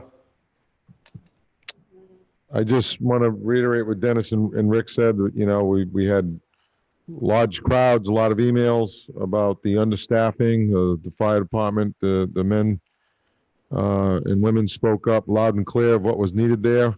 And the council listened. And again, that's why, not to be redundant, but that's why we're seeing the increase we're seeing there. And looking back now, it's definitely the right thing to do, safety-wise for the community. So having said that, that leads me to the pumper conversation. So I get that. I don't believe we're down a truck. I think this just puts another one in reserve. If we were down a truck, I'd be the first one to raise my hand. And I get that, I'm probably going to end up supporting it, but I'm going to voice some concern over it. It does over time. The money is there for it in the lease. However, we can't, if we look at each budget and we go, okay, well, that's okay. Well, maybe we could cut a little more here and a little more there. And these are difficult times. There's still a lot of uncertainty. So if this was an absolute need, but it's not this year. We pushed it off, and I get there's a program. And when I worked at Public Works in the mid 80s to early 90s, I know it's different times, but those trucks lasted 25, 30 years. And we're talking 12 years for the technology, and the vehicles are made better. And so usually we sell it or we donate it to Prudence Island. They use it for another 20 years. So I get it. And I don't want to come across the wrong way, but there's nice to have and there's necessary to have. And this year is very, very different, where I think we should be watching every single, I look at it like it's my own dollar, because I'm a taxpayer like everyone else in this room is. So I struggle with it. I mean, I want to support the department. I know it's going to pay for itself, but there's still a lot of uncertainty, and that makes me uncertain of whether I want to support this or not, because we don't know what's coming in for aid. We don't know if there's going to be a second round of this. We don't know how people are already affected greatly, if they're going to be affected even more. I mean, it's $600,000. It's, we're trying to get computers for every kid. Keep adding everything up and then see where we end up. And if it was coming out of each and every one of our pockets individually, we'd have a different conversation or be making a different decision, believe me. Just a statement. So I struggle to support. I want to. I get it. It would put the 2006 as a reserve truck. Understand that. But nice versus necessary. Okay, thank you. Chief, do we have any 100 megahertz radios now? 800 megahertz? 100. Oh, 100? Oh, 800, I mean. Go ahead. Yeah, okay. Yes, so we You're have, asking for 800? we do have 800s. Everything that we have was purchased, or not purchased, some of it was EMA when this system started rolling out initially, about 10 years ago. The portables and everything that we have aged out. They're no longer being supported.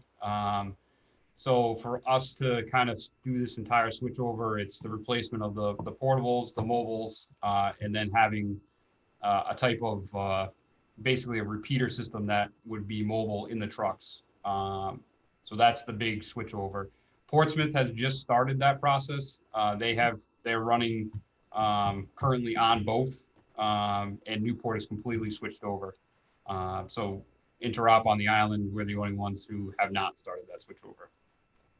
Now, personally, I think it's extremely important, especially, for the safety of our firefighters and to ensure that there's no disruption in the communication between them and headquarters and other safety personnel that they have to talk to. I mean, will this do it? Will everybody have an 800 meg unit?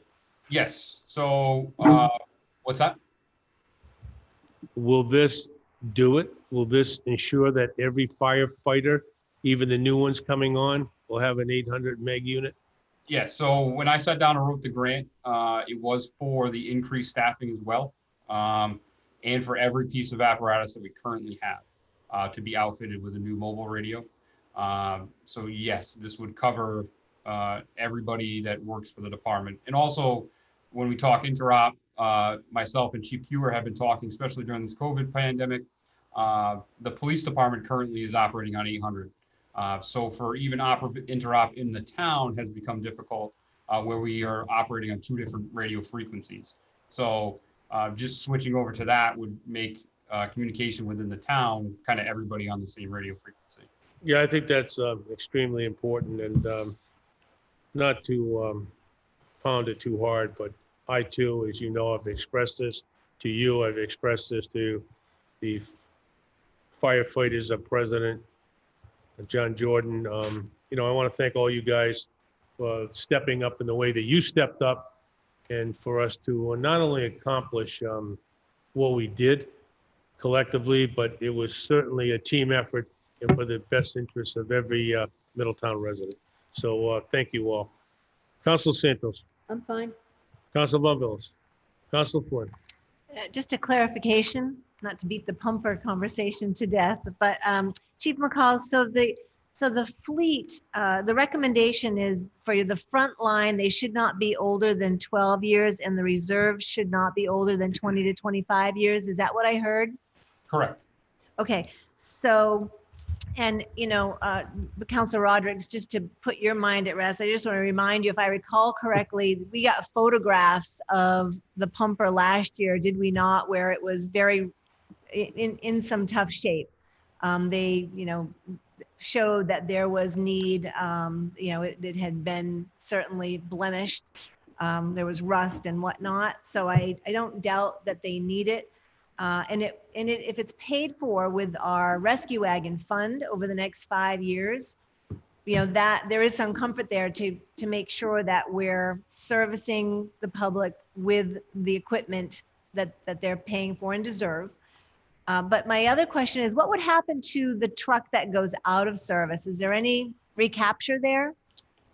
There's no truck going out of service. It's going in reserve. They're using it as a backup. It's so rusted. So what is the fleet right now? Is it 3 trucks or 4 trucks? It's 3 trucks. It's 3 trucks. Okay. So I think it's a need and, That's okay. yep. Okay, thank you so much, Chief. If I could get a copy of the fleet so I know what we're coming up on in the future. It's in the back of the capital improvement program book. There should be, just make sure it's here. It is. It is. It is in the back. Okay, yeah. So, So at the okay, back I'll of the find it. book, there's a listing of all the town vehicles, and there should be information about each vehicle, including its condition and replacement cost. Great, thank you very much. Counselor Toronto. Yes, I also, Chief, wanted to thank the fire department and all the folks that have stepped up to help out with the emergency center. I was able to get there and participate in a couple days, and everyone really stepped up and dialed out to our seniors. And I think our residents felt, secure, that there was a number they could call. People were looking out for them. So thank you very much. Your staff did a great job. So thank you. Thank you. Counselor Lombardi. I'm good. Thank you, Chief. Vice President. So, Rob, I'm gonna have the same observation as I did with the police department. I look at maintenance, repairs, fixtures and equipment, 14,000, general maintenance, 9,000 or 8,500. I mean, it's a pretty new building. HVAC, 9,000. I would think that stuff would be under warranty, Sean, I would hope. Small equipment purchase, general, $34,000. What are we budgeting for a small equipment purchase for $34,000? Mark or Rob, do you have that detail? Chief, are you on? Yes, sir. Did you hear I that? was just looking at the book. So the small equipment is typically things that we need to outfit for the apparatus, things that break over the year, saws, pike poles, ladders, hose, fittings, things like that either meet their life expectancy and need to be replaced, or things that just break over the course of the year. Those things just that's what that small equipment typically refers to. Okay. It's just those things, again, that add up department by department. You look at it and you go, next thing you know, you're at 100,000 in another department. So just an observation. Thank you, Rob. Nice job. Thank you. Okay, and just in closing, good job putting it together. I know you worked with our town administrator on this. Great job putting it together.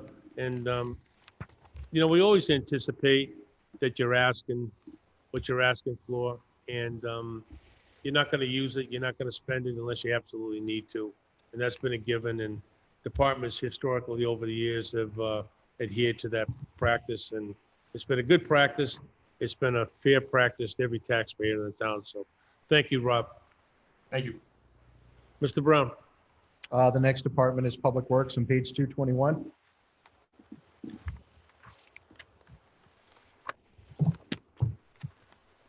Total expenditures for this budget are $2,627,000, a decrease of $44,000 or 2%.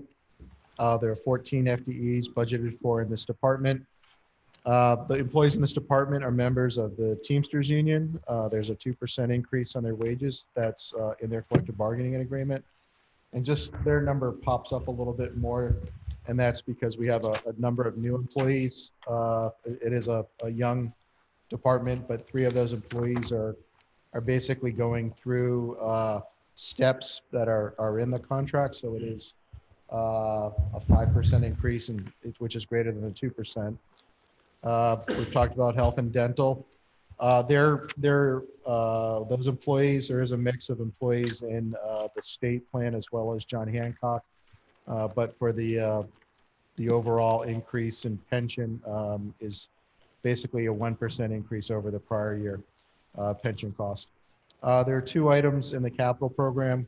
The first is $650,000 that's set aside for roads. That's on page 15 in the capital improvement program. $25,000, which is what we're looking for a grant to help with sidewalks out in Rogers Lane. One of the things that we did do, we did not hire any part-time employees, and we've been avoiding any use of contractors, without the exception of the large contracts. road contracts that are outstanding from last year, but we've been doing everything in-house. COVID, Public Works has been very active with the COVID work. They are up early in the morning and doing activities related to mass decontamination at bus stops and other areas throughout town. So that is something that they're working on.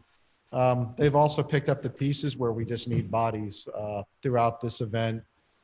They've taken on a lot of tasks related to notifying residents of restrictions, dealing with playgrounds, just a lot of different tasks, and have met all of those challenges, including really pitching in and making the beach operate well this summer. Stormwater management continues to be an issue that we continue to address. RIDOT has two major projects going on, one at Green Lane and one at Coddington Highway. And then as we talked about the other night, we still have the Quinnick Avenue sidewalks that we're working on. And then the last issue we have is ongoing issues with National Grid, which requires significant coordination in a number of different areas. So from there, I'll ask Tom to sort of take over with the discussion and again, respond to your questions. Good evening, everyone. Can you hear me clearly? Yes. Yes, Okay. One other highlight that we also had is we continue to work with the school department. We had two projects ongoing that we've just recently completed with the water line for the school and the hot box for the water. And also the school department did help us following, we had some vandalism on some, at a few town locations. The school department took care of those improvements to get everything functional again. So again, as Sean mentioned with the COVID, we are actually supplying police, fire, and the rest of the town facilities with the disinfectant. We are keeping an inventory of current inventory for 6 months. We are looking at over the winter months, possibly expanding that and bringing us right through to the spring. We'll be working with Sean with regard to any materials or any other disinfectants and cleaners that the schools may need. So we've taken that role in making sure that especially police and fire have all the equipment and disinfectants that they need for the COVID response. One of the other challenges with not hiring back the seasonal staff and some of the vendors is we've taken that work on in-house. So we've made some adjustments in our schedules and addressed, as Sean mentioned, the issues down at the beach, filling in some of the voids that were there. And we'll continue to do that as far as the disinfecting and cleaning throughout town for the COVID. The stormwater management piece, we are taking over more of that. We also just completed, to make everyone aware, we did our mosquito repellent treatment town-wide. The last thing we wanted on top of the COVID issues was anything obviously related to EEE or any of the other viruses, mosquito-borne viruses. So we have successfully completed that, and all our basins and water bodies have been treated. And if you have any other questions, I'm available. Council Santos, thank you, Tom. One quick question, Tom. How many full-time employees do you have, including yourself? There's a total, if you look throughout tonight we have the Public Works, which is 14. The sewer, which would be the next presentation, is 5. And then refuse recycling is 1, which is a total of 20. Gotcha. Thank you. Council Von Council Flynn. So I'd like to start with the CIP, and again, that's probably Mr. Brown. Under Public Works, I think I'm looking at a number of items in this year, and 2 of them are in the mandated priority. category. Could you speak to those? I believe, so there's two capital purchases this year in the budget. One is the roads, the road pavement program, which is $650,000. Those roads include, the scopes include a segment of Center Ave, a segment of Boulevard, a segment of Commercial Boulevard, a segment of Rego Road, sections of Rosedale Terrace, Harrow Lane, and a segment of Ellen Road. The And other, go ahead. No, go ahead and continue, Tom. yep, the other capital improvement item is a grant with, for the Rogers Lane sidewalk. And again, that is a grant through the CDBG program in coordination with Church Community Housing.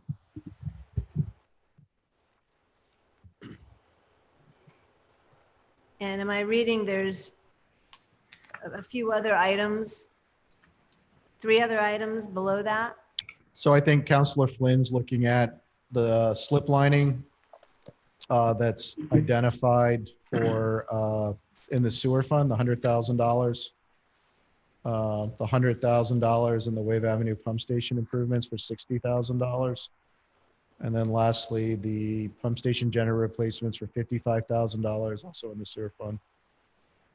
Correct. So, and again, if we need monies to do other things, I'm focusing on the ones that have number 1 as the priority.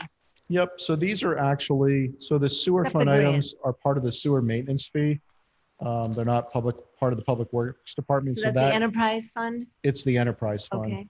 So that's where the funding is coming from there. I don't know, Tom, do you want to talk a little bit about the sewer fund capital projects, please? Sure. So as Sean mentioned, the first item is the 100,000, which is a cured in place liner. We use that money on an annual basis that if we have identified typically from issues with say a resident or commercial property, we go in and we'll perform CCTV. So we'll examine the pipes underground.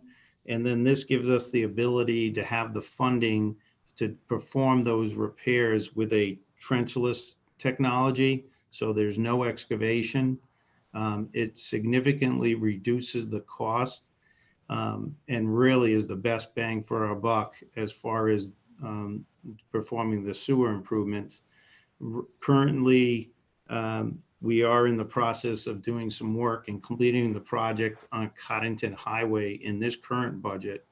And that again is a slip lining project. And the key is that per linear foot, it's at a fraction of the cost of excavating and replacing the pipe. And the expected life of that new liner is approximately the same as PVC, the PVC piping that we use, the SDR 35 sewer pipe, which both have a life of approximately 50 years. The pump station generators and the Wave Avenue improvements were projects identified in the study. And those projects have come forward. Wave Avenue it's some mechanical improvements. And again, the pump station improvements include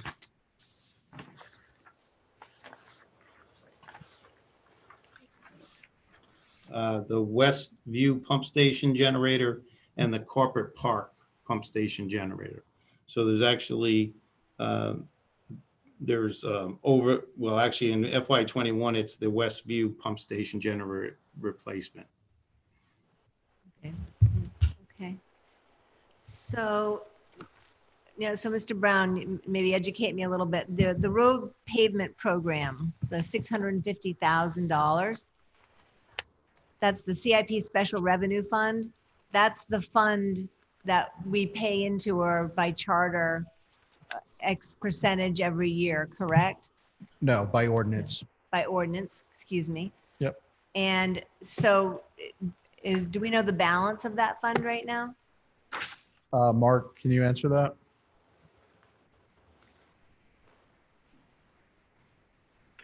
Yes, the information you are looking for is in the capital program on page 19. That's the capital program. Okay. The estimated beginning balance for fiscal year 21 is 490,000. So how does that work if you have a project, it's one project in one department that's 650,000? So you start off with $490,000. There would be, if you follow that report, there would be a $2,068,000 appropriation into the special revenue fund. And then as you continue down, there's a section called expenditures and usage. So we'll just walk through it. So what's proposed right now? Sean, what page are you on? I'm on page 19 of the capital improvement program. So does that mean that there'd be 2.5 million available once the appropriation gets moved? Correct. Oh, okay. So at the top of the report, so we'll just go through it. So the beginning balance estimated by the finance director is $490,000. There is an estimated appropriation from the general fund of $2,068,000 for a total of $2,558,000.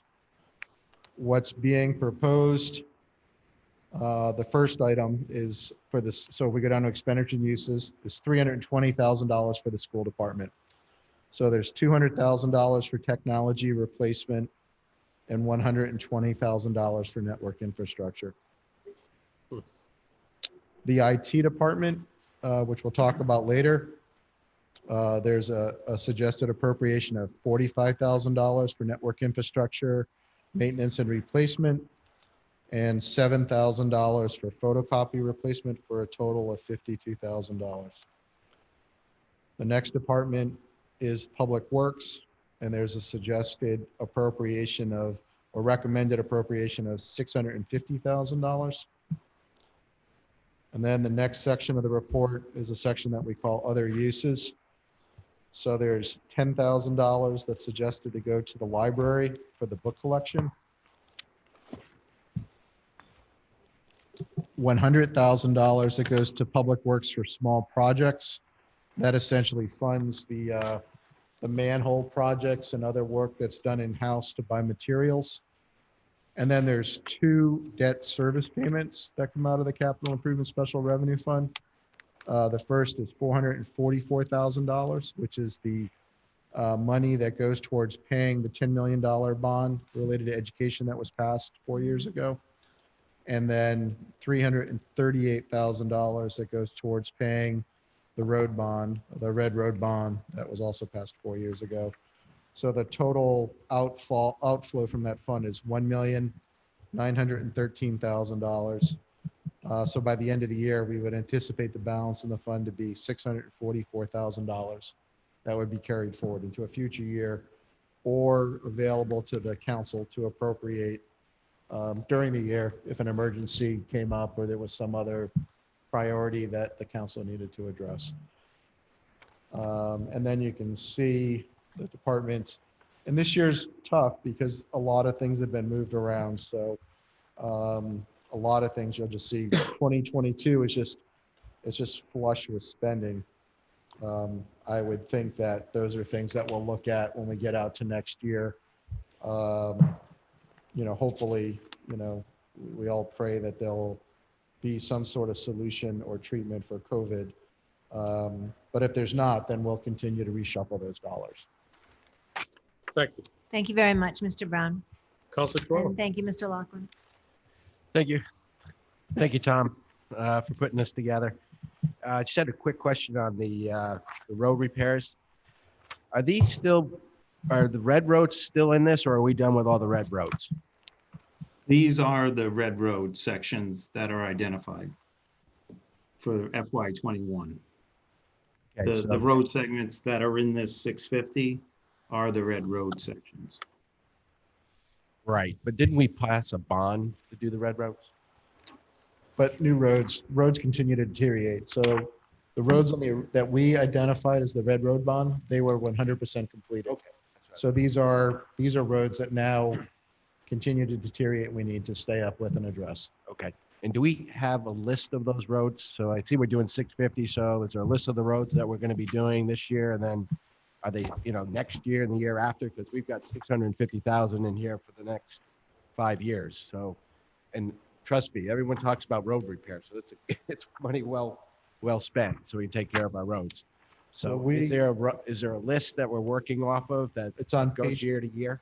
page 181. Yep. That's where it starts talking about our roadway pavement management inventory. Yep. And then on page 188 is the road condition index. So that's what we work off of. Okay. Does it change? Do we change it as we go, or is it pretty? The town engineer updates it annually. Okay. And is it online by any chance?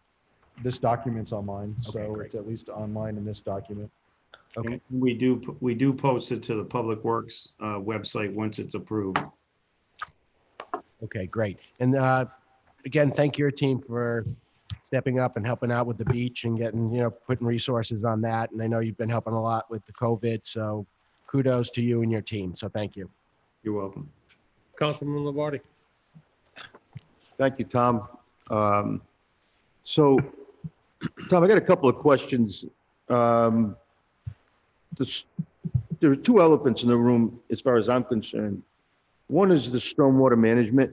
So I think as a statement more than a question, that's something that, the future council is going to have to get their arms around. We need a stormwater management fund because this issue is going to get worse before it gets better. And I can see issues coming down the road. I mean, so that's one statement.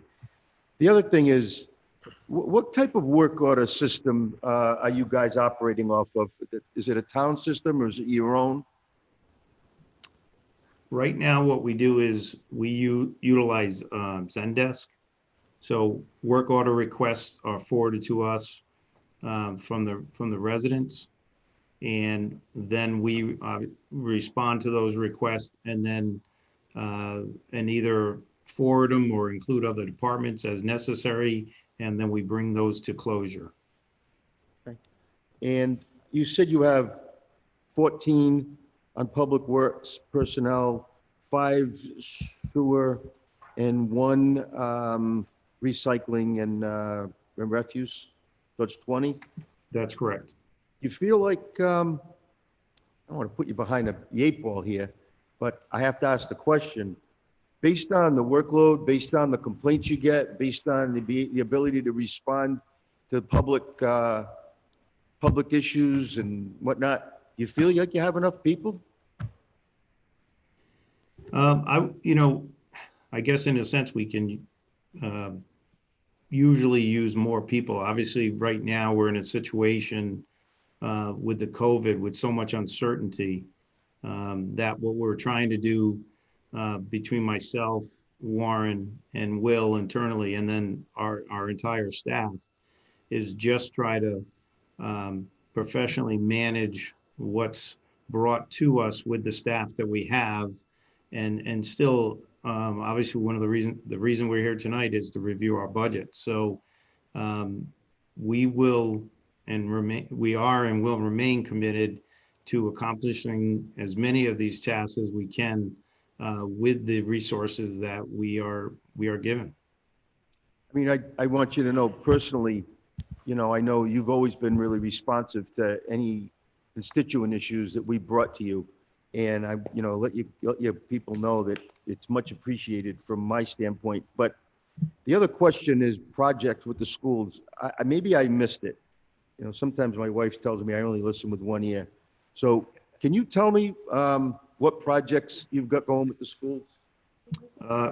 Yes, right now, we actually just completed 2 projects with the school department. One was for a hydrant replacement at the back of the Gaudet School on Turner Road. And then the other project was the hot box for the water service for Gaudet School in the front on Aquidneck Ave. If you go into the Aquidneck Ave entrance, you'll see a large silver box. We worked with the school department and also their vendor to provide the excavation and assistance with the layout and the final sort of field design to satisfy the requirements for Newport Water for the building. And then again, in the back of the building with the hydrant replacement, we provided the excavation and actually the management oversight of installing that hydrant with the school department and the vendor. The work they helped us with recently, as I mentioned earlier, is we did have some vandalism, and they were able to come in. Some of it was some glass and some other wood structures that they repaired instead of us either, bringing in a carpenter or other skilled workers. Great, yeah. That the hot box was mandated by the Newport Water Department. It's really nice when we can cooperate with them, but they certainly don't want to cooperate with us in some cases. Thank you so much.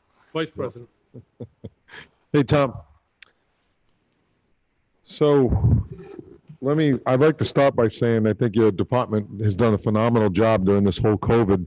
Public Works certainly has a different look. It hasn't been a typical Public Works department in the last 4 or 5 months or so. And I think that you guys certainly don't get enough credit. And I want to make sure you get that tonight, because some of the things I see when I'm leaving out of town at 5:30, 5:45 every morning, I see these guys doing things I've never seen them do before. That's how early they get started. And they've just done a phenomenal job with this whole COVID thing and supporting other departments and the residents. So I wanted to thank you and your team for that. Having said that, let's talk about budget.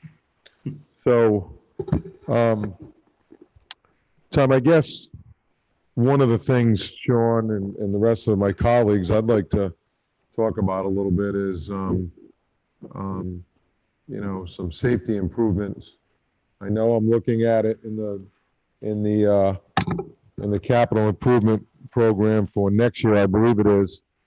Sean, I think there's some ditches that are going to be on Paradise and different Indian Green End and different parts of town. I think one of the things I'd like to talk about is Paradise, because I know a lot of people couldn't go out during this COVID, especially at the beginning of it, and even now. I've never seen so many people run and bike and walk.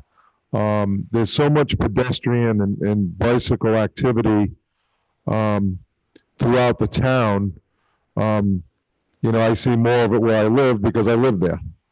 And I live on Prospect. So, Paradise, there's some really, I think we need to do something there. I know it's in next year's budget, but it's just a fraction of what really needs to be done. As the state brings sidewalks up, purgatory, I'd like to see us bring sidewalks, or at least fill in the gutters, some type of safety improvement on Paradise. The amount of activity there, especially during the beach season, from April, May, all the way through October, November, is unbelievable. And it really struck me as a need, a real need, safety need for the town. And I get there's only so many dollars, but I think that's something that we really need to look at. And not just Paradise, but Paradise is a hot area because of the beach. I think we should start there and look at other areas as well. The other thing I want to talk about is I have no issues with the sidewalks over at Rogers Lane in Oxbow. We've done a lot of sidewalk work. Say that 3 times, Dennis. Sidewalk work there over the years. However, that's a private facility. And if you take a look at that, and again, I have no issue with the money going there and making that safer, but that's private. And take a walk through Commodore Perry, or a drive through Commodore Perry behind Duncan. That's deplorable. I don't know why we're not putting any money towards that area as well. I mean, that is 10 times worse when you drive through there. So I think, we kind of need to look at other areas of town. And in one, when I talk out of one side of my mouth, I'm saying, hey, whoa, let's tap the brakes on everything. But these are projects down the road that we really need to look at. And so I think that they need to become especially Commodore Perry, it needs to be on the radar. I actually worked at Public Works when we last replaced those, and they're in the mid 80s, 85, 86, in that range, because I spent the whole summer in there. And so, but I'd ask you to just take a ride through there and let me know what you think. So having said that, I really like to start focusing on safety improvements for pedestrians, bicyclists, and let's talk about red roads. I know, Sean, you said those roads were completed with the bond. That was great. How much of the 650,000 is crack sealing? The 650 right now, depending on the estimates that we receive for the paving, the 650 is actually dedicated to the pavement. It is. The pavement is the top priority. And then if there are some additional funds or balances, we would, we would recommend some crack sealing to obviously preserve some of the newer roads. Yeah. And again, in a couple of years, in the past couple of years, I've recommended make sure I'd like to see more. I think it was myself and Bob said, hey, look, let's take some more money, and if we can find it and put it towards more paving, not because it's an election year, because it's the right thing to do. It's been on the radar. It'll continue to be on the radar because we can't have red roads, and we're trying to get away from that. So I'm not sure 650 is enough we're doing segments, which is great. We're doing what we have, but we're doing segments. And sometimes those segments make sense. And that's not a knock on you, Tom, or anybody making those decisions. And sometimes they just don't. When you look at it, it's like, why didn't we go another 300 feet? Well, I know why. It's dollars. That's why, right? So, but I'd like to see again, a little bit more emphasis on red roads and sidewalks all over. I think it's fantastic. Have you seen those sidewalks being certain parts of them on Turner Road? That is fantastic, and that's what I'd like to see expand, and I'd like to see that in the capital improvement fund going forward, because as our community continues to evolve and people become healthier and live longer, more people are walking, more people are running, more people are bicycling. So I think it's important that we make a real strong move and a strong statement with safety improvements for sidewalks, especially on those hot spots. Last thing I'd like to talk about is, no, I don't think you have enough employees, but I don't think we can fund anymore, not this year anyway. But I'd like to talk about refuse. I know somebody said there's one person in there. Well, when I went to get my sticker, there was an assistant in there. So there's more than one person. There's a part-time employee during the busy season. It's just the way that we accounted for it in the slide, but we do budget. So why can't the Public Works, the folks in administration at Public Works get out the stickers? I look at it, I go in there, I go, you got to go right to the old clerk, police, where you get the police files, what used to in the old police station. I think our operation really needs to be streamlined a little bit if it was me, but that's me. So it's October. It's busy at that time. We historically lose the part-time employees. One thing, I'm not sure if Will's online, we will be selling the trash stickers online this year. That's what I was just going to go say next. Yeah, so that's already been addressed. Yeah, okay. Yeah, it kind of surprised me. I was looking for Will, and of course, he's busy, but, I found there was an assistant. Thank you. Okay, good evening, Tom, and again, kudos. You guys have been doing a great job, and thank you and your team for stepping up during the COVID. You certainly did your part to make Middletown safer. The question I have, and I had this conversation not too long ago with Mr. Brown, it happened to be over a National Grid issue, is on Rogers Lane. I believe, and I'm going to ask Mr. Brown afterwards, I believe during the Mike Embry Town Administrator era, we assumed responsibility for Rogers Lane and the maintenance of Rogers Lane. And we did that as a good faith because at the time, all those units were counting towards low-income housing.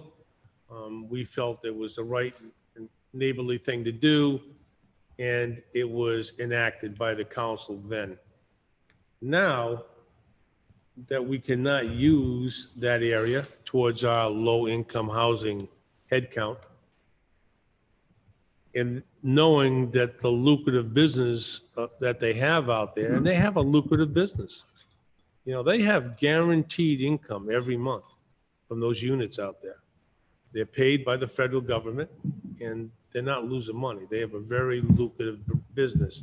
Maybe it's perhaps the time that we entertain conversation, Mr. Brown, and with the solicitor about going back to them and say, hey, we helped you out, you know, years ago when you were getting started, but now we're going to relinquish these roads back to you. You plow them, you pave them, you do your repairs on them.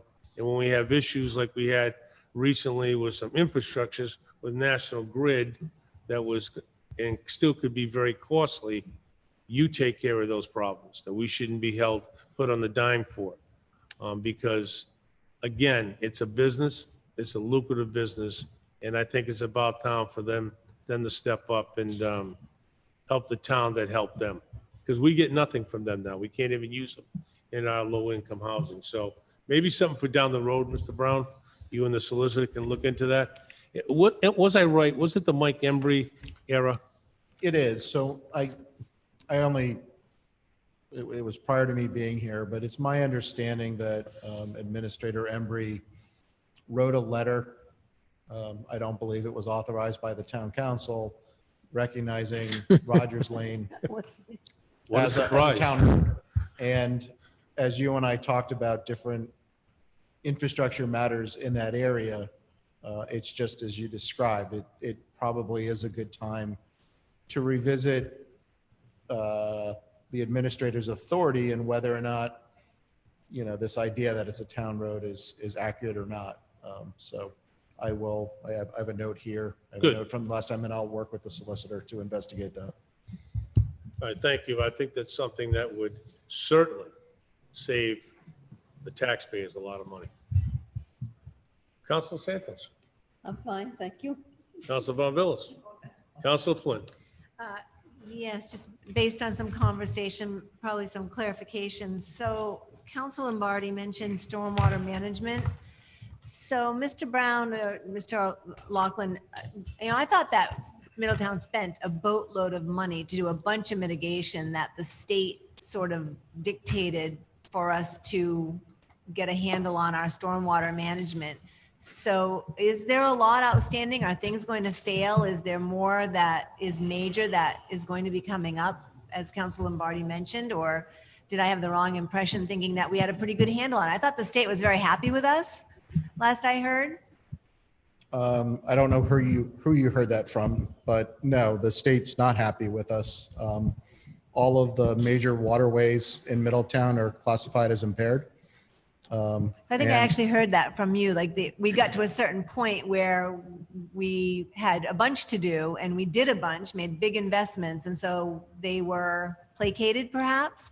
Placated's a better word. Okay. Because what they saw was, because a number of communities ignored the problems, and we're at least engaging in the discussion and trying to find answers.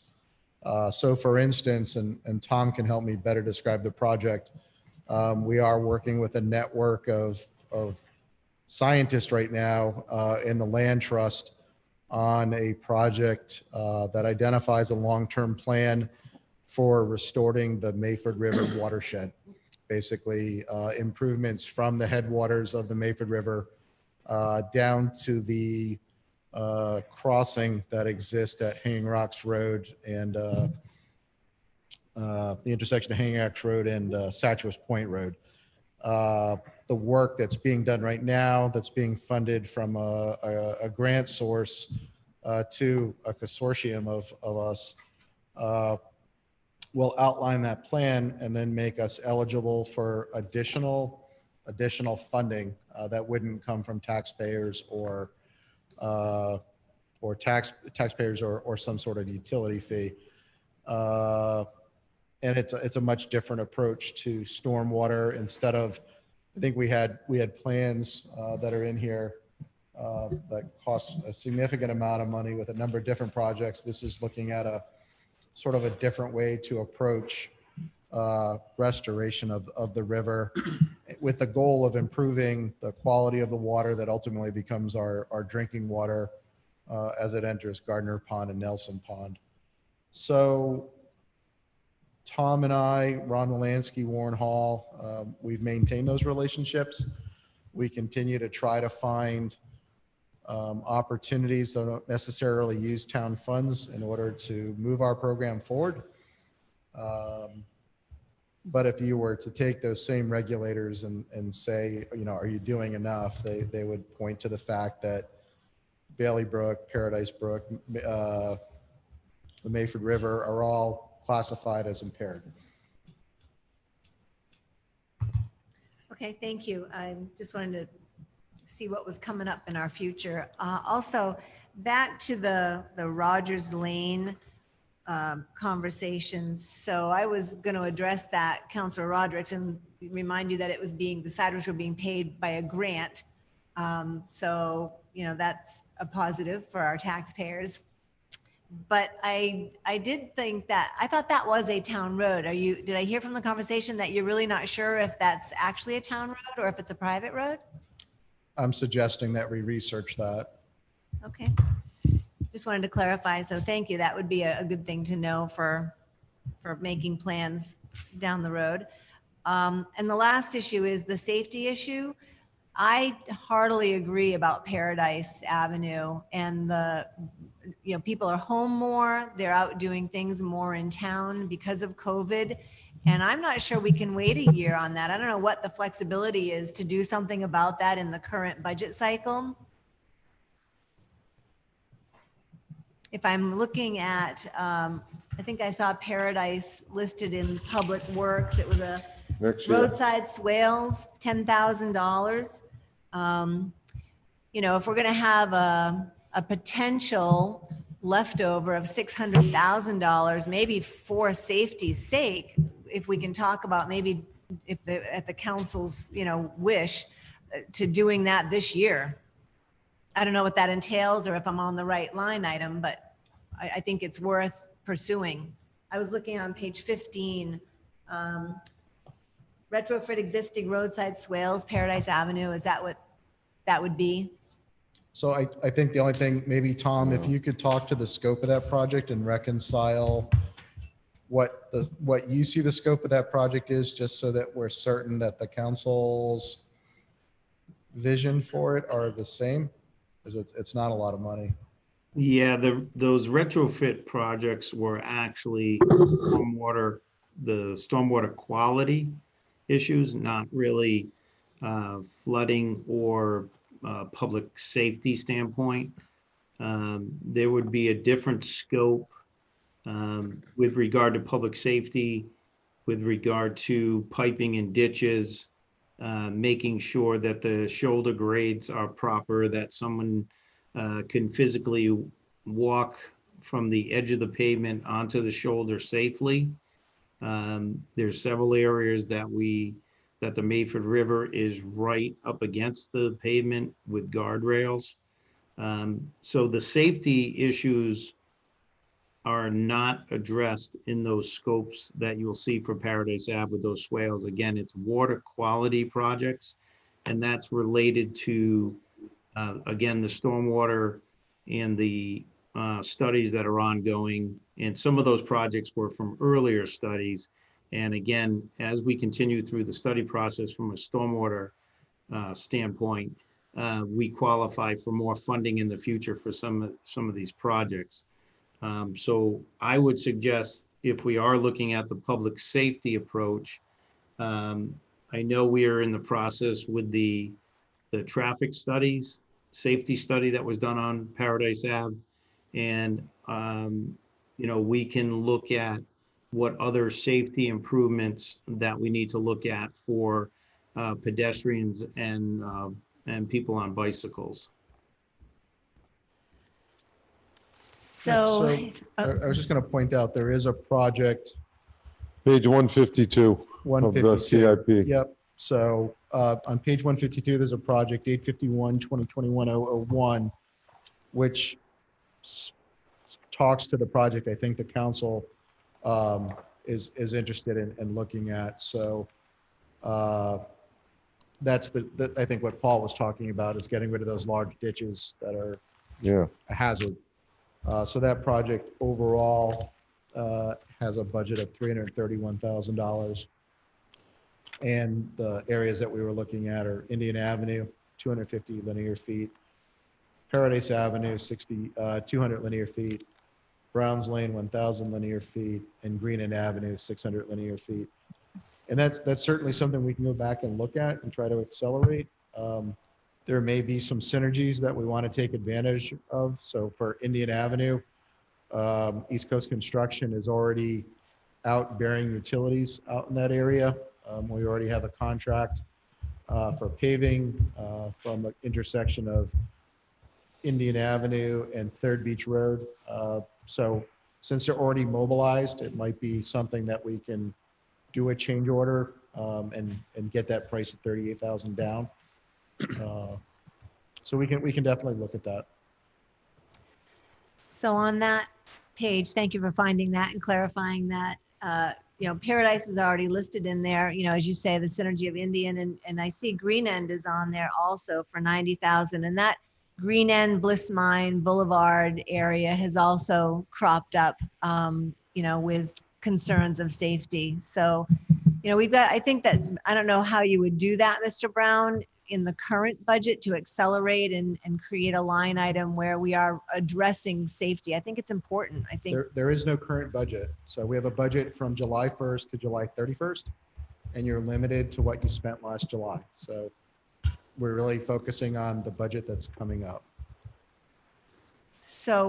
Would there be any mechanism to be able to address the safety issues, whether it's on Boulevard or Green End or Paradise for this budget season for what we are looking at now, or no? That's what you're doing. Yes. I just, when you're saying current budget, I'm just saying, I just want to make sure we're not talking about the budget that's closed. No, Yeah, the we one can- we're talking about tonight. And that's what I said. We can definitely go back and look and see how we can accelerate that. I appreciate that. And on those hot areas, there's quite a few of them. Thank you. Motion to take a 5-minute recess. Second. Motion is second. All in favor? Aye. Nate?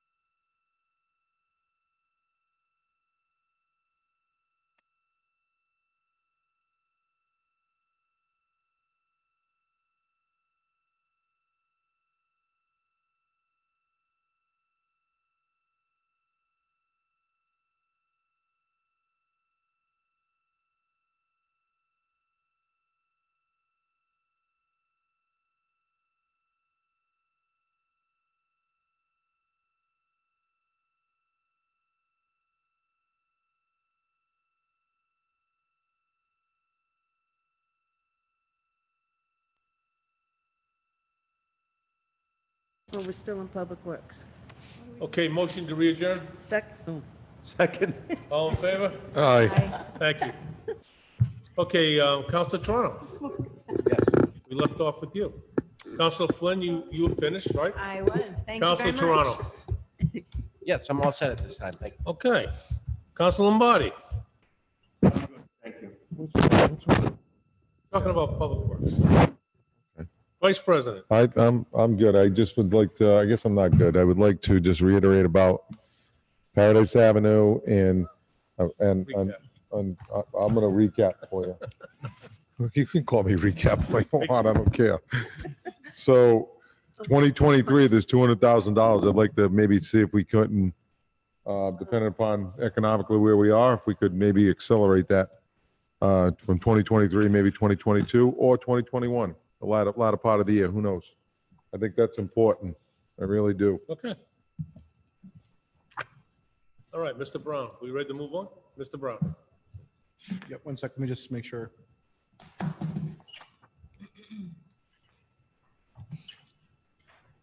Thank you.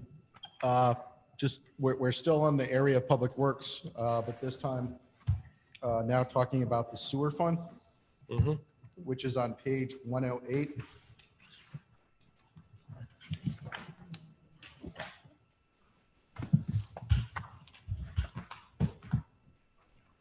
I'm just going to have Mark, so just as a general overview, I'm a little bit discombobulated here.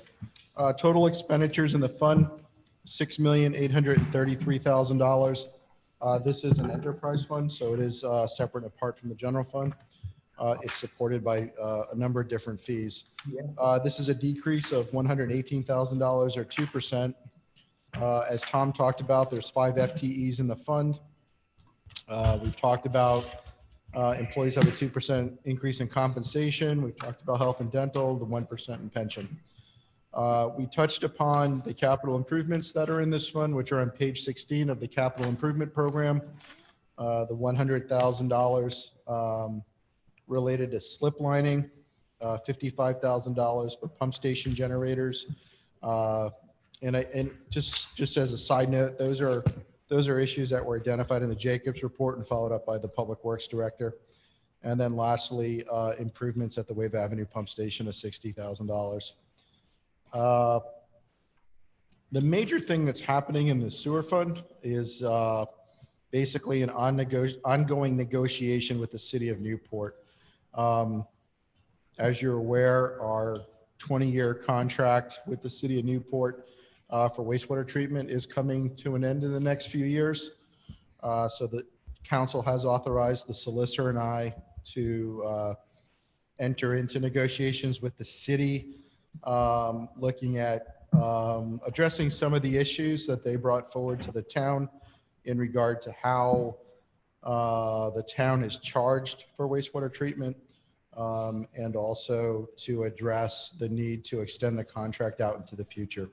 And those discussions, I think, have been going well. However, they do, as we've looked at that, worked with our expert, result in an increase in cost.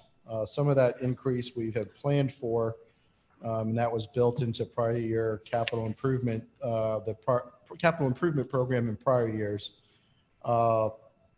And that's why you see less capital spending in the fund. Also programmed into this budget to pay for this is a sewer maintenance increase. The increase would basically go from $15.69 to $16.78. And that is sort of highlighted on page 109.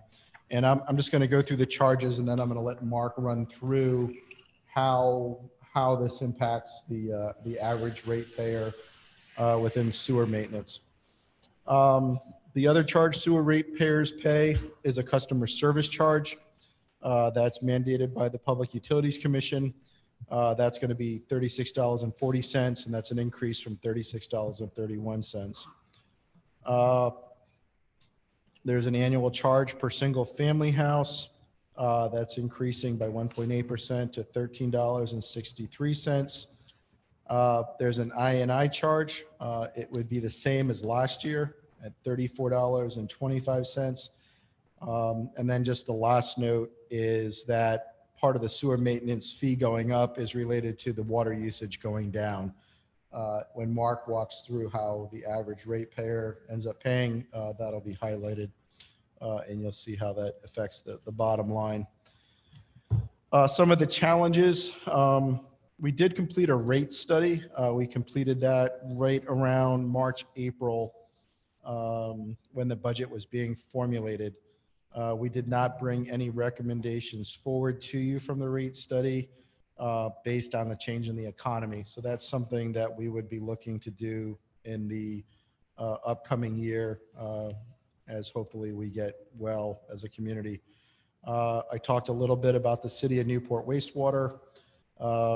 Again, COVID continues to be an issue within the sewer department, certain steps that we have to take in running the system and protecting our employees. And then the last bullet is that major improvements have been deferred in order to maintain the rate. I'm going to stop there and turn it over to Mark to talk a little bit about how the fee is calculated and how the average ratepayer is impacted. And again, that's summarized. I think he's going to work off of page 109 in the budget book.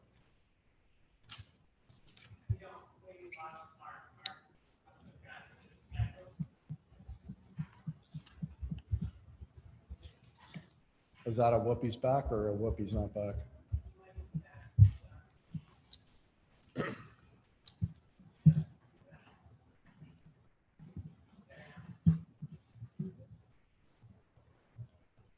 Sorry about that. I lost my signal.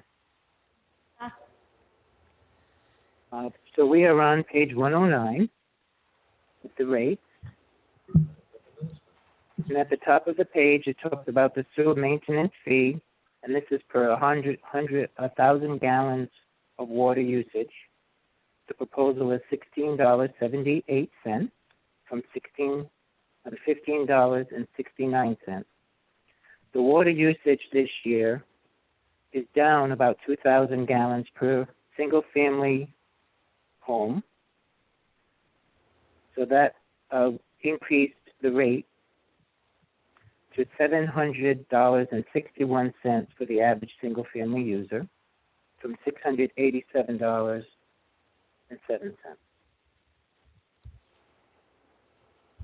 The INI charge that we talk about was going to be very high this year because this is based on the actual bill that we received from Newport. It was going to be $78.23, and we figured that was too much of an increase. So we kept the fee the same at $34.25. And we funded the difference through fund balance. And the customer service charge is next, and that is an actual charge, a bill that we received from Newport that is passed on to the customers. So it's up 9 cents from $36.31 to $36.40. This equates to the average user going from $757.63 to $771.26, which is an increase of $13.63 or 1.8%.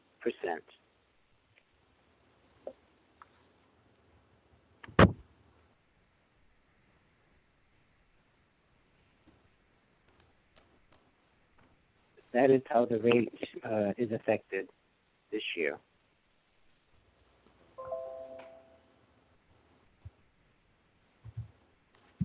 And maybe now we'll just ask Tom to walk through changes in the operation of the sewer fund, or probably more accurately, how we're going to continue to operate at the same level.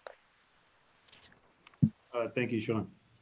Yeah, in the proposed budget this year is we are proposing to basically just stay at the same level with our operations. We're trying to make sure we address any of the issues with our pumps, our drives, our generators. We are looking at some of the items with our vehicles, like we have a reduction based on the trends of our vehicles. Again, as we mentioned earlier and discussed, working with the residents and the commercial property owners, trying to also assist them in addressing some of their issues that we've identified over the years with the CCTV.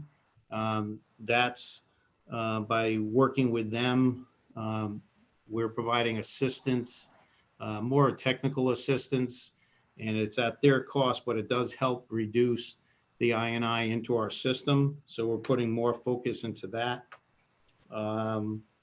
We are, again, when you're looking at most of our numbers, we held as many of the operating costs to level funding and just continue our operations as per last year.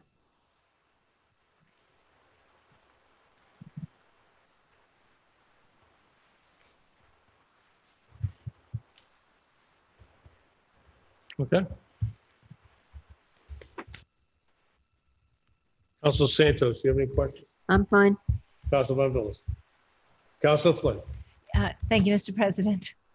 So looking at I'm in the book, page 116, account 58906, the net contingency. Don't steal my question. Go ahead, I'm sorry. Oh, I'll let Councilor Rodrick ask this question. Go ahead. I'm just kidding, go ahead. Do you want me to ask? No, absolutely, your question, go right ahead and have fun with it. Ladies first, I guess. So there was no amount for 2019 actual. 2020, 125,000 was budgeted and proposed is 435.5 thousand. I'm just wondering, what is that net contingency? Are we saving for something or something else going on?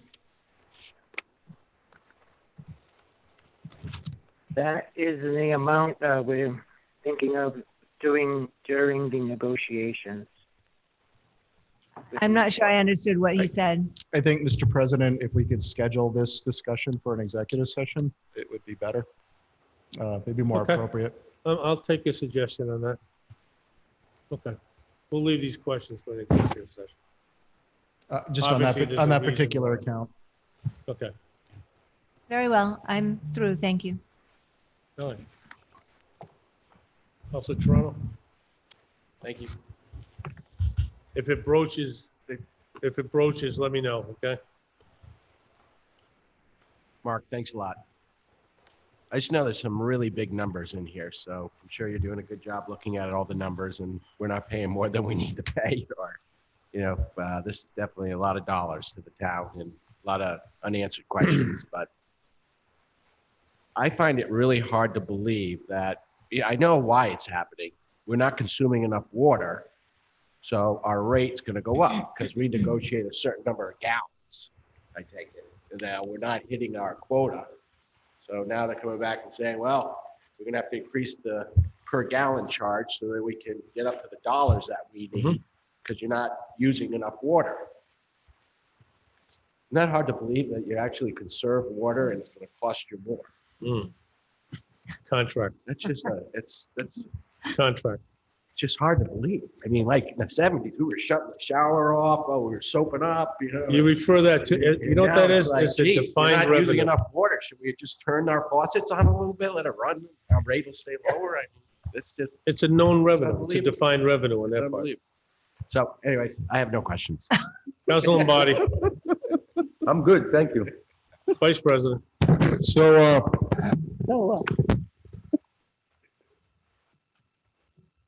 cleaning and disposal on page 113, it's under the revenue and expense summary. And then when you look at the detail, on page 115, it says sewage disposal, and it's roughly the same amount within a few bucks. So, between that, and I know, when you recommended talking about the contingency fund and executive, I mean, that's $714,000 increase between those two. So just an observation, and if you have an answer on the disposal, why it's going up so much, and we'll talk about contingency fund, I guess, in the next executive session. Part of the increase is the increase in the I&I charge that gets charged to the users. Listen, That is Mark, why that increased. I know this isn't, related to you. That's your answer to me. When somebody tells me after we put $30 million in the ground to stop I&I or to reduce I&I and how much we reduced it, and then our charges continue to increase, and then we have this I&I charge on page 109 of, it went from $2.80 in 2016. 2017, we didn't have one, $4.19 in 2018. And then it goes $3.98 in 2019. Then in 2020, hey, we're not getting enough money. So we're going to go up to $36.31. And this year it goes up 9 more cents. I mean, just to Dennis's point, it's, we did our due diligence because it's contractually, and Bob, I understand it's a defined income, but it's wrong. It's absolutely wrong that we make improvements like this, and then the city of Newport says, well, sorry, we're not getting enough out of you. Here you go, we're going up. Or we're going to implement this charge, or the PUC says a customer service. How about a thank you charge? Or a thank you reduction? Forget about You know what I'm saying? Thank you, Town of Middletown, for making the improvements and having better water quality and, how about a thank you charge? How about fixing the fence? It drives me out of my mind that, we're doing these things and then everybody wants cleaner water, right? So we're making all these stormwater improvements over the years that we made, and we're still not as aggressive as we were, but because we met to Terry's point and to Sean's answer earlier. But that continues to go up. It's just wrong. Something needs to be done here. It's just, the idea was, and we sold it to the residents back then, was because it needed to be done, and it did desperately. And it's going to reduce this. It's going to reduce the overflows into the creek, into First Beach, and it's going to reduce the amount that the pump stations can handle, and reduce how much we're pumping to Newport. Right? That's what it did. And we had this nice presentation from Tom. Tom, I can remember how proud you and Warren were, and how proud we were of you of making that presentation after that work was done. But then all of a sudden, it's not good enough. The charge goes up, continues to go up as we pump less water. Cleaner water, less water. Thanks a lot. It's the thank you charge. Here you go. It's wrong. So I just had to say that because it's not right. It's wrong. That would make it wrong if it's not right, Bob. That's correct. Thank you for the recap. Okay, anybody else want to ask any additional questions in regards to sewer? Okay. Mr. Brown, refuge and recycling, I guess? Refuse and recycling, page 117. Total expenditures, $1,045,000. That's an increase of $8,000 or 1%. There's one FTE in the fund. Compensation 2%. Health, dental, pension we talked about. We do budget $21,000 for capital for cart replacement, and that's sort of been a constant. We do continue to increase the number of subscribers. I did get an email even the other day from Will. I think it's Whitehall Condominiums. Some of the new units are subscribing. So we continue to increase people using the system. We are implementing weekend and weekday bulky waste days. We've had a number of residents complain that they're actually not home on the weekends. They need a weekday to get rid of their bulky waste. And I believe the bulky waste day that's coming up is actually on a weekday. It's what, Sean? I didn't hear you. The bulky waste that's coming up, it's scheduled on a weekday as opposed to a weekend to try to capture some of the people that haven't been able to take advantage of the bulky waste days. No change to the rate structure. We continue to hold steady. The reserve in that fund is at $600,000, which is what we had sought to seek, which would provide a capital reserve and an operating reserve. So when you look at the fund this year, the rate is actually paying for the operations. There's no more extra money being generated to increase the reserve. The challenges we're having, people are home and generating a lot of trash at home. There has been a large increase in the amount of trash generated, which has stressed the service. And that's something that Will has been working on, and something that contractually Will, myself, and the solicitor have been, or will continue to work on with the vendor to get them to provide the services that they're contracted to provide. Is Will on the phone, Karen?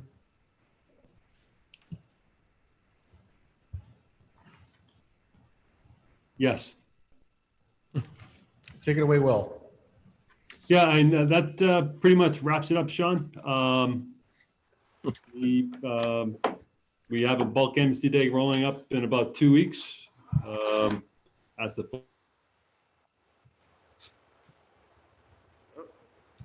We lost you, Will.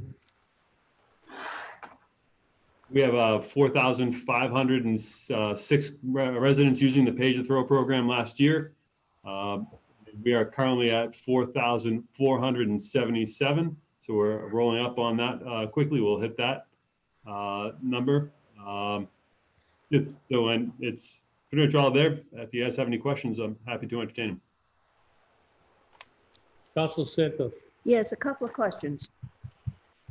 In the 21K cot replacement, are all the cots being replaced, or is it just on a need to be replaced basis? On an as-needed basis. All right. My second question, if I may. Go right ahead. Everybody else does. Thank you. I've been noticing in the other departments that the health and dental on both of them have gone up 4% for one and 1% for the other, which leads me to believe that everybody's on the same health plan and on the same dental plan. Am I correct or wrong? You're wrong. I'm wrong. Okay. Different employees have different plans, Okay, depending on bargaining that's units what I and thought. parity. But they've both gone up 4%, 4 and 1. Mhm. Okay. Thank No, you. so the four is the healthcare, the 1% is the dental. Right. So when we put the slides together in preparation for tonight, I just wanted, because that question comes up and it's repetitive on here, but it just serves as something to refer back to. Okay, thank you. Council Von Villas. Council Flynn. Yes, thank you, Mr. President. So I'm looking at account 54201. It's called Refuse Disposal Service. So it was about 20,000 in 2019, 12,000 in 2020, back up to close to 19,000 proposed for 21. Can you just explain what that is and why that's doing that?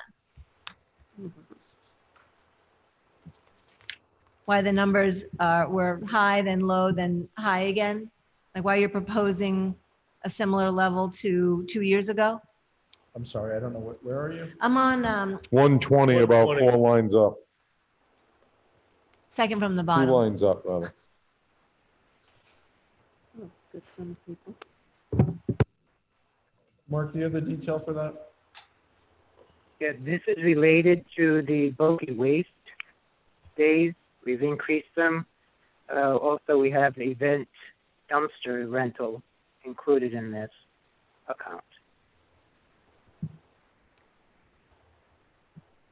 I'm not sure I understood that clearly.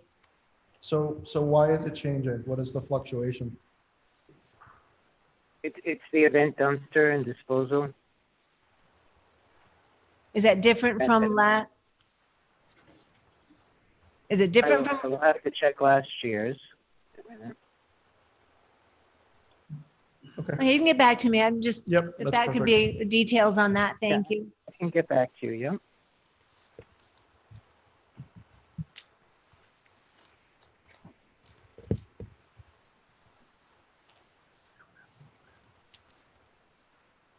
Counselor Toronto.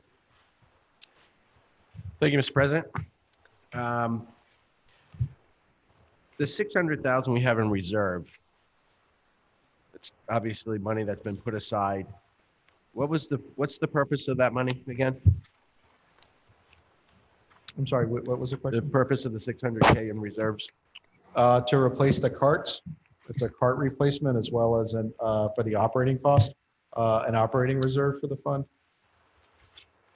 All right, so this $21,000, 21K for cart replacements coming out of the 600? Yes, Okay. I believe. It may.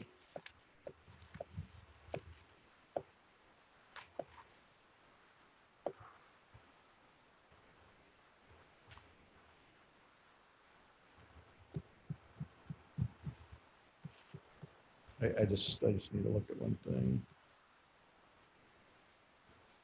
More or less, because we're balancing the fund. Mark, just the way I'm reading it, we're using $19,000 of fund balance to balance the fund out. Yes. No, we're not. No. So we're not using fund balance. We're buying the carts are coming from the fees. Is that correct? Or That is correct. This fund is balanced this year without any surplus. okay.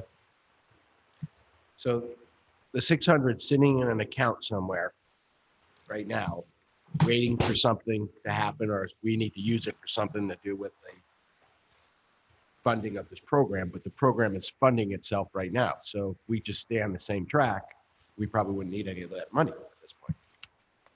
Or forward, unless something happens. I mean, what are we forecasting that may happen that's going to need $600,000? You'll get a new contract with the hauler. And then you'd have the option of trying to smooth any increase out, in a future year. We've been able to maintain the fee with residents, so I would see that as a goal. The second goal is being able to replace the carts. The carts are overall throughout the entire town are over 10 years old now. So while we do replace the ones as they break, at some point there will be a large replacement that will take place. Okay, I just know that we're looking for money to help fund different programs and things, and this seems like an excessive amount of money. Pretty big number. And so I was just curious if this money could be used to fund other projects. I mean, or is this just reserved for this, for refuge and recycling? Is that it? We're allocated it towards that? Yes, it's an enterprise fund. So the fees that are there were paid for by subscribers to the trash program. Okay. And is that sitting in an interest-bearing account? Yes. Okay, thank you.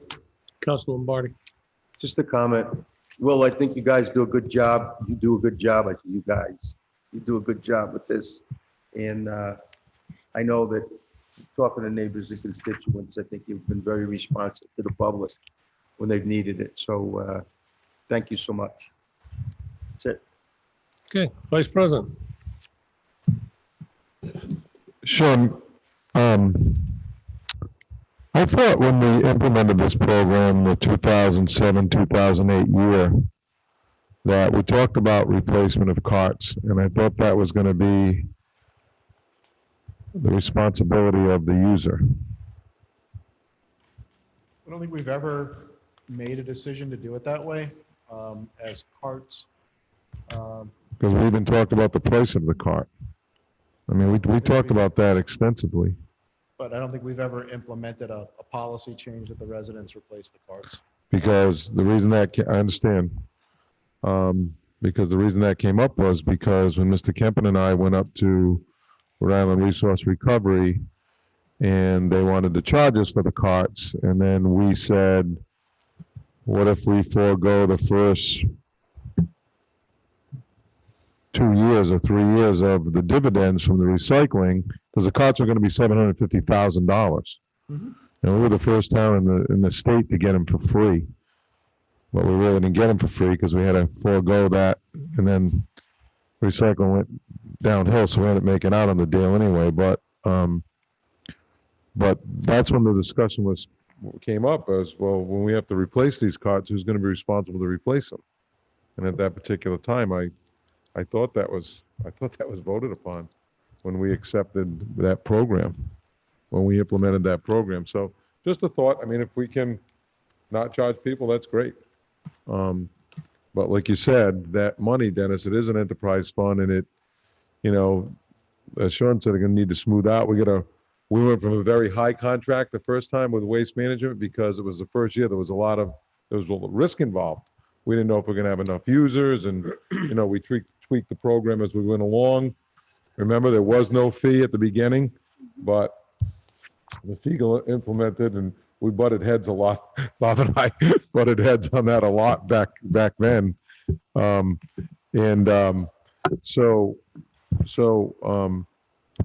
I don't know, it's something we need to look at, but also the rest of that money was also for, Dennis, was to, hopefully we could lower the price of either the bags or the user fee. So that's kind of where we're at with it. I don't know where it's going to go, but that's what that money was for. Okay, thank you. I don't recall. I just, one more thing, Another yeah. Call me crazy. I think when I look at this department with other departments, with what's going on in the world economically, I think it's potentially a good time to look at restructuring and creating some synergies between some of our departments. I do. I just think it's an opportunity to look at this. If it was my business, if I own this town, I would certainly streamline while being able to provide some of the same services. It's something we need to look at. Thank you. Thank you. I recall having a conversation about the totes, but I don't recall us saying that we'd make the user pay for it unless it was an act of vandalism or maliciousness. Maybe that's what it was. Maybe an accidental, they Maybe. drove over with the car. I just don't think it's right. Oh. We had one of those. If you're driving, We had the way you true. drive. It's, I don't think it's right. We charge for a fee. Yeah. To have it picked up. Yeah. Charge for bags. And that's the least we can do for our taxpayers, is not to come back and. No, I agree. I just think that there was a conversation back then, and I was just trying to recall it. Okay, so, your recollection of mine, a little bit different on who's gonna pay for Very, it. very different. But, as was the On the whole entire bag, program, as if the you whole recall. structure, if we recall, it was. But it was, it all came out well in the end, so it's all good. Mr. Brown, I have a question, and only because I picked it up on the refuse and recycling. Have we been the recipients of any insurance, COVID-19 rebates at all? No. As a town, as a municipality? No, and I think the thing to remember, we purchase our insurance through we're insured through a risk pool through the Rhode Island Interlocal Trust. Right. So we're not directly buying from an insurance company. We're in that pool. So if there was going to be a rebate, the pool would receive the rebate, and then that pool would pass it on to the subscribers. So I can follow up and see what the trust has received for rebates and see how that has been applied to our rates. I mean, I think it's a good question to ask, because I know personally, and I know on the business side as well, I've received a number of rebates from insurance companies, whether it be workman's comp or property insurances or vehicle insurances, rebates that came back because of this COVID. So, I mean, just something to take a look at and something to see if we did get anything. Any other questions, Mayor Councilors? Okay. I want one thing. Sean, I know you said the bulk waste is on a weekday? They are doing some weekdays, a weekday. The one that's coming up is a weekday. What about? Was I gonna take a day off to go dump bulk stuff? I mean, this is crazy. I'll let Will explain it, but I think we have a number of residents that are looking for a weekday to get rid of the bulky waste during the year because they're not able to do it on the weekend. So, Will, do you want to add to that, or? No, that's it. Great job. Thanks, man. I mean, I would Just think trying to most, I would clarify. think most of the people work during the week and are off on the weekends. Counselor Toronto. Did I understand that we're doing it on the weekend as well and during the week? Is it a weekday and weekend, Will, or just one? This year, we had 5 scheduled bulk waste amnesty days. The first 2 were Saturday events that were canceled due to the coronavirus. The next event is scheduled for Friday, July 24th. Then the next 2 fall events after that are scheduled for Saturdays. Okay. What days? What date are they? What's the date on the Saturdays, Will? Gosh, I don't have my calendar in front of me. It is available on the town's webpage. The trash and recycling collection calendar. Getting a lot of mileage out of that webpage tonight, I'll tell you that. And we should be. Okay, any further questions? September 26th and November 7th. Thank you, Mr. I've Solicitor. got bulky waste to get rid of, so I Off was the checking web- it. Off the webpage. You Thank you. taking Friday off? I might. Mr. Brown. The next fund is the Parks and Recreation Fund on page 96.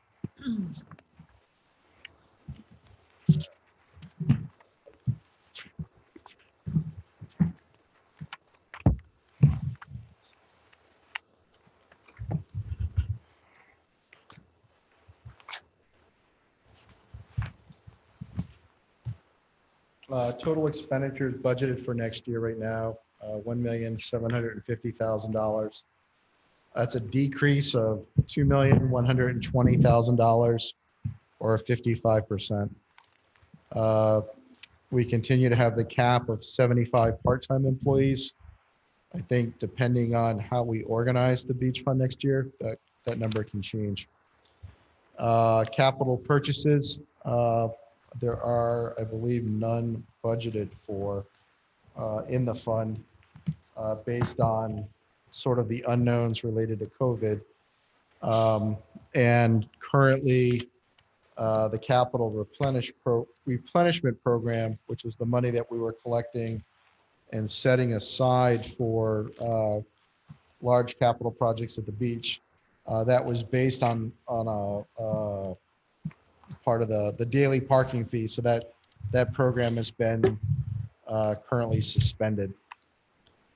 In the budget itself, there's civic appropriations that are specific to the Parks and Recreation Fund. What's been included in the budget is that for the upcoming year, at least right now, based on what we know, the general fund, there's an appropriation from the general fund fund balance to fund the civic appropriations that normally come from the Parks and Recreation Fund. We are also using fund balance to balance out the fund's operations in the upcoming year. The challenges, obviously COVID. That is the major challenge that we've had at the beach, and it's affected our revenues across the board in the fund. And it presents questions when we put the budget together for next year. I think from this year, there are a number of things that we've identified that are improvements in beach operations. Maybe not on a one-to-one sort of ratio, but I think changing the priority of parking to recognize residents, trying to manage the loading of people on the beach. We've made a recent change related to the concession stand, which may accelerate implementation of other food opportunities. There's a lot of things going on that I think as we get past this season and start looking at the next season, and we should look at it immediately, we'll make this a better operating fund and a better experience for our residents. So I think this may be not so much questions, but more discussion item for tonight. So Thank you. Council Santos. I have no questions, but I have two comments. I understand this past weekend went very well. And also I was down at Paradise Park twice, and there were people out of staters parked in the park, but they were walking around the area and looking at the war memorial. That's it. Thank you. It was just so everyone knows, the police department was very busy this weekend. We issued a lot of tickets. Parking wise, parking enforcement was, it's been a priority of the department, and they've actually increased, the level of enforcement each week. So I think that's the activity the council was expecting out of the department, and they are delivering it. Did they issue any tickets at Paradise Park? I You can know? I can find out. Oh, that's all right, John. Don't look it up. That's not a problem. That's all right. Council Floyd. So I guess one question is the small equipment purchases. Can't hear you. The small equipment purchases, I'm on page 102, account 56130. So that's having that same, it was high, it was low, it's going high again, and just wondering what those are entailing. Mark, can you pull up the detail? See there.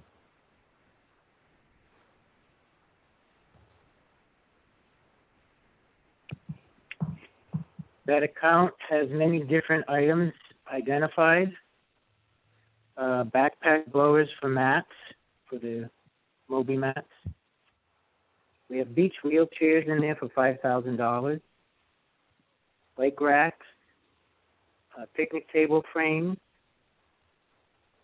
scooter, shelving for storage boxes, stationary messaging board. Okay, thank you very much. You're welcome. Council Toronto.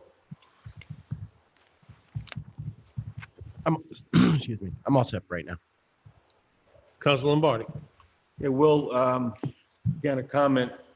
I was at the beach yesterday, one of the hotter days of the year, one of the busier days of the year. I fully expected, to be honest with you, that I would have an issue trying to get in.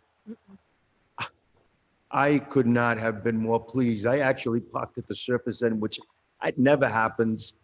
And the the beach, no, body surf. But to be honest with you, I walked the beach twice, and it was great until the tide came up, and then the beach kind of shrunk as usual.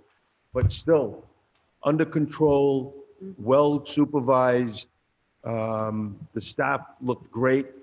I couldn't ask for a better experience yesterday, and everybody seemed to be in good spirits. So thank you to the staff, and thank you very much for doing a good job down there. Vice President.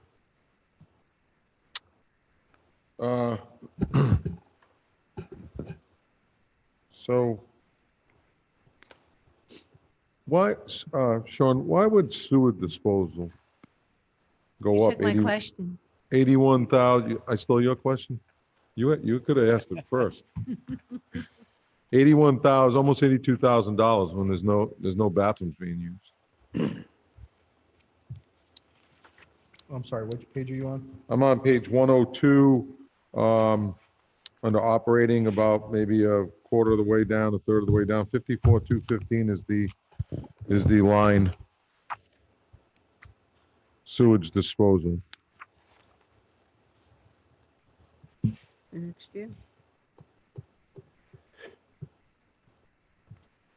Mark, is that porta potty rental? Or is that a mistake, or what is that? Water Jones. Yes, that is. I'm sorry? That is with the contract for the porta potty, with the cleaning involved. Okay. COVID. I think that's one of those areas, I guess, this is where we get into the COVID of whether or not how we're gonna run the beach next year. Again, Yeah. I think we're hopeful Okay. that we're back to something more normal.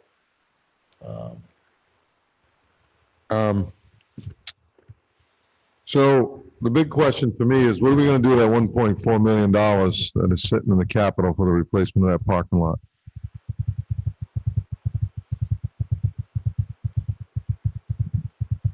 I think the question that comes before that is, how do you want to run the beach next year?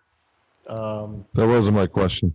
I know, but I don't think I can answer your question until you answer my question. So I got another question. I know. So we're very fortunate that we've set aside money to Yep. make improvements at the beach. One of the major areas that I think we're seeing is that one of the areas that came up from the council right around the first of the year was what was called the cashless beach. But basically to get a point of sale system in, which I think is, and we're seeing it right now, is a fantastic idea. I think looking at, even when we were looking at a reservation system, looking at the system the state's using, some investment in that system would be the first place I would suggest looking at is, how can we have a system similar to the states where we can have a flex pass system, where can we, using license plate readers to essentially do what Dennis has been talking about, knowing who's in the lot, when they came in the lot, how many times they came into the lot. I think we can see that we can take advantage of the 1,200 spaces we have, and with some better technology, not only manage the lot better, but make more money doing it by making sure we're selling spaces where they're available, and trying to do some smart management of the parking itself. So that would be one of the first things that I would suggest that we look at. Another area that is something that's a recommendation that came from the subcommittee of the council is renovation of the space that was previously occupied by the concessionaire. That would be an area where we would need capital to basically reclaim that space and use it for some other purpose, whether that's office space or bathrooms or whatever it may be, but there'll need to be some capital investment there. I think for the parking lot itself, I think there are some areas that need to be repaired. There have been some recommendations that regarding sidewalks or walkways that would make the parking lot more useful and safer to pedestrians. But those are the areas I would start with, I think, if just in a broad sense. But I think a major part of this is trying to, we're sort of going to have this window to revision, to refine the revisioning that your committee already did for the beach. And that capital money is a good seed to pay for those changes. And hopefully, and I can hear Bob thinking right now, it's got to be done in a way where there's a return on the investment. So I think that's the critical piece. Where if I spend $1, how do I get $5 out of it? Thank you. All set? Yeah, I'm all set. Thanks. All right, I have no questions. Any other questions? I have one. I'm fine. Councilor Flynn, you have another question? Yes, on page 103, the last line, account 51201, the overtime. Just curious how that's being calculated. You're not following a trend. You're sort of, it's high, then it's low, then it's high. So for the 66,363, that's based on a schedule that was provided by the police chief, based on his best guesstimate of how many police officers would be needed to provide, or community police officers to provide services at the beach. So that's based on our best information on the schedule, as well as the the weather that we might be experiencing. Over the past few years, and again, this gets back to the subcommittee, there's been, I think we've been trying to dial in the right amount of traffic control and the right amount of enforcement of alcohol and other behavior on the beach. So that's where the amount has been varying from year to year.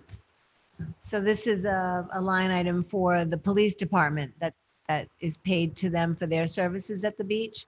Correct. Okay, so, once again, we've got, this is the police department, we've got the training.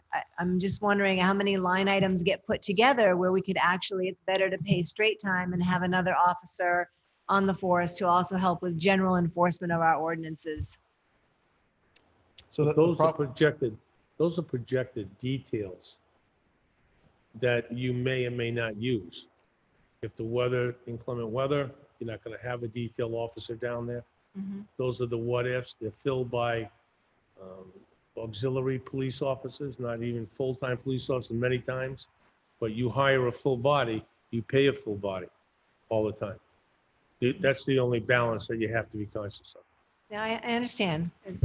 Straight time, overtime, more presence. My concern here, so I'll just use last weekend. So each day there were 6 police officers assigned, dedicated to managing issues, traffic and on the beach. And I think it has worked well. I think, I can last a short period of time at the beach before I start turning red. So I don't spend a lot of time. About there. 30 But, seconds. But I think Councilor Lombardi, and he's been critical of our enforcement of issues on the beach in the past. I think it's been good this year, which I think. No complaints. so The far. beach was packed. It was, it was compact, and the police officers are, it seems to be appropriate. So somebody had a question? Yeah, Sean, so I know it says overtime, but so the retired officers and the community service, the community officers who are in the khakis, and even the detail guys, that's not overtime. That's detail rate, correct? That's the regular, that's the regular category, the 43,637. Yeah, so it's not overtime. It's a detail- overtime for the police detail. officers that get ordered in, but for the, If they get ordered in, but if they Yes. take it voluntarily, they're getting paid detail rate, right? correct. Okay, okay. Councilor Toronto? Regular salaries. I see in 2020, we budgeted 482,000. Now with all the changes down there, do we know what the actual salaries are? Yes. Yep, we can provide that.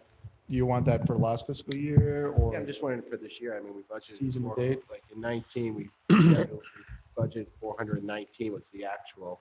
Yep. For 19, and then what we budgeted for last year, for this year, I should say, is 482, and for next year, we're at 440. I would think that number would be, that 482 would be less this year because we haven't had full operations down there. But we do. I mean, we're still operating the beach. We still have the same number of lifeguard chairs to staff. And we still have people on the beach. We have, I would say where there's an opportunity for savings is at the gates. We're operating fewer parking lots. But I will get Cassandra to put together a schedule That's fine. that, has a budget for the season. And the police down there, I'm just going to make one observation. I walk down the beach as well, and I come down there on the weekends to see how things are going, and I just usually go to the beach, so it makes it easy. But I would encourage maybe a couple speeding tickets down there, the police, because those cars do fly around down there, going from one place to get a pass, and they're coming this way, and a lot of out-of-state plates down there. They're moving pretty good. We got people walking the streets, we got bikers down there, we got people who don't know where they're going, so I just would like to ask maybe if we can put the sign down there that says reduce speed or something like that, or if we pull a car over that's speeding, maybe people will get the hint that we're watching the speeding down there as well. So I just make a recommendation, they put a sign down there, slow it down, foot traffic, because they are moving pretty good down there. Vice President? That's it. No questions, believe it or not. Okay, anybody else, any Parks and Recreations continued questions? Okay, hearing none. Mr. Brown? Page 123, the town administrator's budget.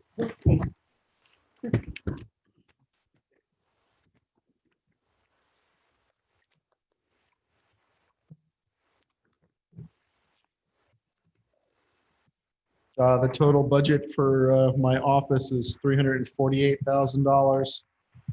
There's a proposed increase of $35,000 or 11% in the upcoming year. There's a 2%, there's 2 FTEs in the office, myself and Maureen. Compensation, there's 2% for Maureen. My compensation's fixed for the upcoming year. No capital purchases. The main highlight or change in my budget, the $35,000 roughly. There's currently an inclusion of $57,000 to pay for basically communications and marketing support. That's basically what we've been paying consultants to help with posting messaging on the website, and then on the towns, the police department, the fire department, and the beaches social media accounts. We're maintaining accounts on Facebook, Twitter, and Instagram. That's a $32,000 increase from the prior year. And that estimate is based on the amount of messaging that we've generated on a monthly basis. And this is more or less an expense that we started with this past January, just prior to COVID. So most of the expenses for this current year has been submitted for reimbursement, but we do need to fund that next year. Challenges, as Bob can attest, because he's on a lot of the calls too, COVID continues to be a priority in my office, and that not only is from a health standpoint, but basically responding to needs in the community, and also trying to find ways of helping the situation for our businesses. Senior housing has been a priority of the council, and that's something that has been a priority in the administrator's office. The consolidation of the finance, facilities, and IT departments is a priority within the department. And then lastly, something that just was a priority starting last year and it sort of got lost with COVID is continuing to address long-term planning for the town, which I think with COVID has been turned upside down, looking at how we operate moving forward. I think in many ways, the department consolidation fits in, in a great part with that. That's my department in a nutshell. I don't know if there's any questions, but. Council Sample? I'll pass. Council Flynn? Thank you, Mr. President. So Sean, you made a comment that the communications, marketing support, you're going to submit for reimbursement, I assume, because most of those messagings were for COVID-19. Correct.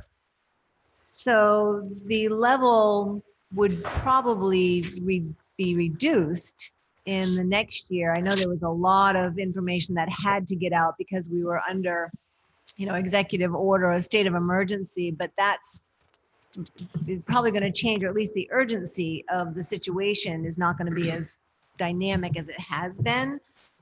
So do you think that same level of expenditure will be needed for that social media package? Mm-hmm. We've spent a significant amount of time in this room talking about the website and updating messaging and things like that. There seems to be a high demand for that change to take place from the town council. Personally, I don't see where COVID's going to resolve itself in the near future. I think optimistically, we're going to be in this environment for the next couple of years, so that's going to be ongoing. And, I think lastly, and I think this goes back to probably the most challenging part of COVID, once you get past the health, is that the business environment in Middletown's changing, and we need to develop a program of communication that encourages people to invest in Middletown, to visit Middletown. And without really having a resource to help with that messaging, it becomes difficult. I think, in other pieces with all of the change that's taking place, I'll use the council president today. He contacted Maureen to make sure we had messaging regarding this meeting and the upcoming budget hearings, and I know working with the consultant, the social media things are out there, as well as working with the press release for the local newspaper. So those are the type of things that will continue on. I think if, and I've said this before, the website is one problem, but the creation of content is another. And it really covers all of the different departments. And if there is an ability to move away from the COVID messaging, there's a lot of other messaging that can come from the other departments that I think residents want to hear about. And that's where that expertise would be funded. So, so you talked, some of the social messaging you mentioned, Instagram and, the department websites, Facebook, whatever it was, that's one element. Personally, I don't use any of those. And you do have an older population here. I think I haven't seen much work on the actual website to make that easily navigatable for people who are just looking for simple information to go to the website. And there's a proposal in the budget to change the website. We'll talk about Matt's budget at some point, but there is a proposal to move from our website to a new one that can be easily managed or more easily managed. And the consultant here would help us create the content to be on the website. So I think you have to break the website in two pieces. One is the infrastructure of the website. And again, the other, which is what I keep trying to stress, is you actually have to create the content. Someone actually has to write it and write it in a manner that's readable. I get, we look at the social media. I mean, the I generation is 18, 19 right now. The millennials are buying houses. Those applications are and the social media is where we have to communicate with both audiences. I guess that's the point I'm getting to. And to transition, again, the one part of the transition, I'm looking at Mrs. Von Villas because she teaches writing, you have to write it, and for the young people, you've got to do it in 240 words or less. And for the older people, they want, the old file cabinet and find large volumes of information because we just have a higher, I think, capability of reading and shifting through that stuff. So I think as we go through this, you'll see I've tried to address both things with the amount of resources the town has. So in that 57,000, does that do anything with the website? Is that part of that? Is the website proposal within that 57,000? Or is it is it some? So I'm repeating myself. The $57,000 is paying for a communications consultant to help us create messaging and marketing of the town. They will create content for the website. The website project itself is the infrastructure, the framework of the website, the application that people have to basically feed information into. So there's going to be, we talked about this a while back. Are we changing the website to a .gov? We're moving away from what we currently have? We're looking at a product from, and Matt can talk about it, a product like Civic Plus. It's more or less a canned framework that municipalities use. It's used by, I've looked, the bulk of municipalities within Rhode Island. It's managed along with other municipalities. It has the function. Instead of building something from scratch, it's more like a template. It's a template. So do we have data points for our Instagram and social messaging, and like times that the page is visited? Do we have any of that data Yes. for our department heads? Could I get a list of that for the, Sure. that would be great. Thank you. Counselor Toronto. Thank you. Sean, thanks for the overview. And Terry, good question. I had that on my list as well. I'm a big advocate of this communication, and I think our website is way behind. Appreciate the initiative to do this. I mean, I've been on our website, and some departments' postings were 2012. And I just know it hasn't been at the top of the radar in regards to keeping it updated, but now people are going there, and it should be current. If we're not going to keep it current, we shouldn't do it at all. We need to keep it current. And so Sean knows I've been a tickler, emailing him saying, let's get this stuff updated, because people are going to this site. It's embarrassing when they go there and it's not updated. Well, I want to thank everyone because they are updating it now. So Sean, thank you. I know that you probably put the word out, the departments have been updating it, so thank you. We definitely need to make it a little bit more 21st century.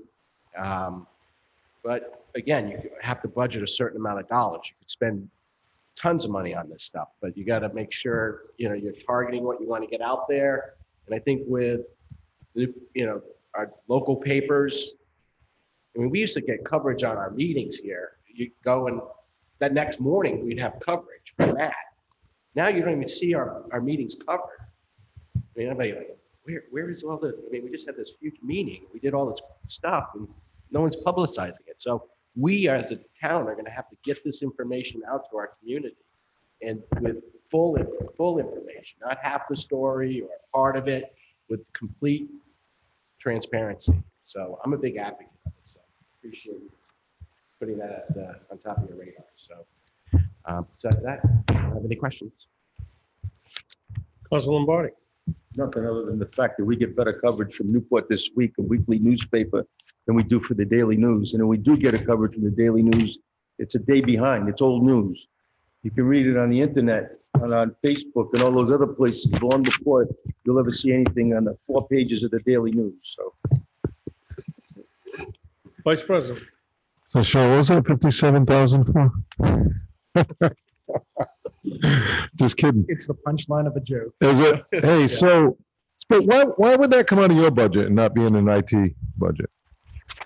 Again, I think what we're differentiating is messaging from the technology. So we're not charging the IT director with the communications program of essentially the town council. I mean, what I'm supposed to be doing is working on your behalf. And ideally, I think when we can move off of COVID is instead of talking about 6 feet of distancing and a mask and wash your hands, is that what Dennis is saying is this is what we talked about tonight. Here are the high points of the meeting, because what we have is basically an absence of a local paper to update people. So I have it under me, and because I think ultimately you're going to hold me responsible for taking your message on the council and getting it out to the public. And I think typically, I think strategically a communications department would fall under the executive or be nearby so that you don't have messaging buried down deep in the organization, far from the policy setting that you're doing as a board. Okay. Okay, I have nothing. Anybody else want to ask any additional questions of the town administrator? one quick thing. On the idea of public information, Sean, and getting the message out, and you said we're going to hold you responsible for it, and to a degree, I guess right now that's the case. But I know a lot of communities around the state, and maybe it's something down the road that we should think about as a council, in the future, is a lot of towns are getting a lot of bang for their buck out of a public information director, someone who does that. And whether it's social media, newspapers, or whatever, and I just think it's not a bad idea. I love that idea. I'd like to put that in the budget and upgrade this. And Council Sylvia knows that because we had this conversation. It was like the fourth conversation tonight was like, hey, Bob, I'm bothering you. Can we talk about one more thing? So there's a lot of value to that, I think. I agree with that. Okay, anything else on this? Yeah, Mr. Brown. The next department, and we're sort of going to go in order right now. I talked to Bob, we were going by we tried to get the big departments done first, so now we're just going in order. On page 139 is the tax assessors department. Wait, did I skip anything? Wait. Finance, I'm sorry, the finance department on page 129.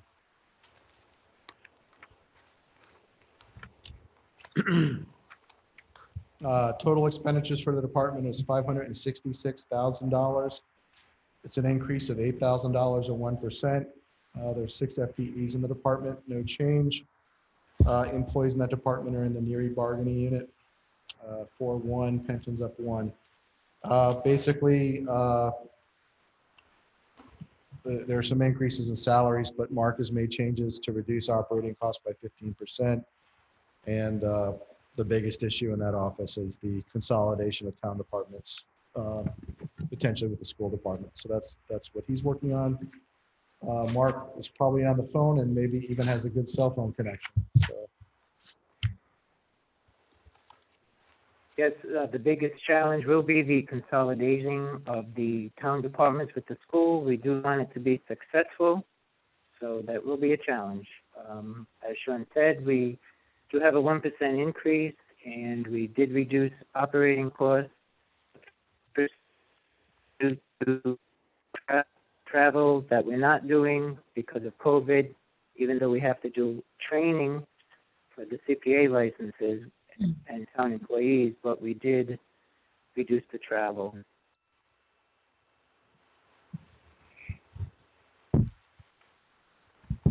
Council Santos. Just one quick. Challenges. Do we see a light at the end of the tunnel for the consolidation of the town departments? The council has made a decision to do this, and that's what I am working towards.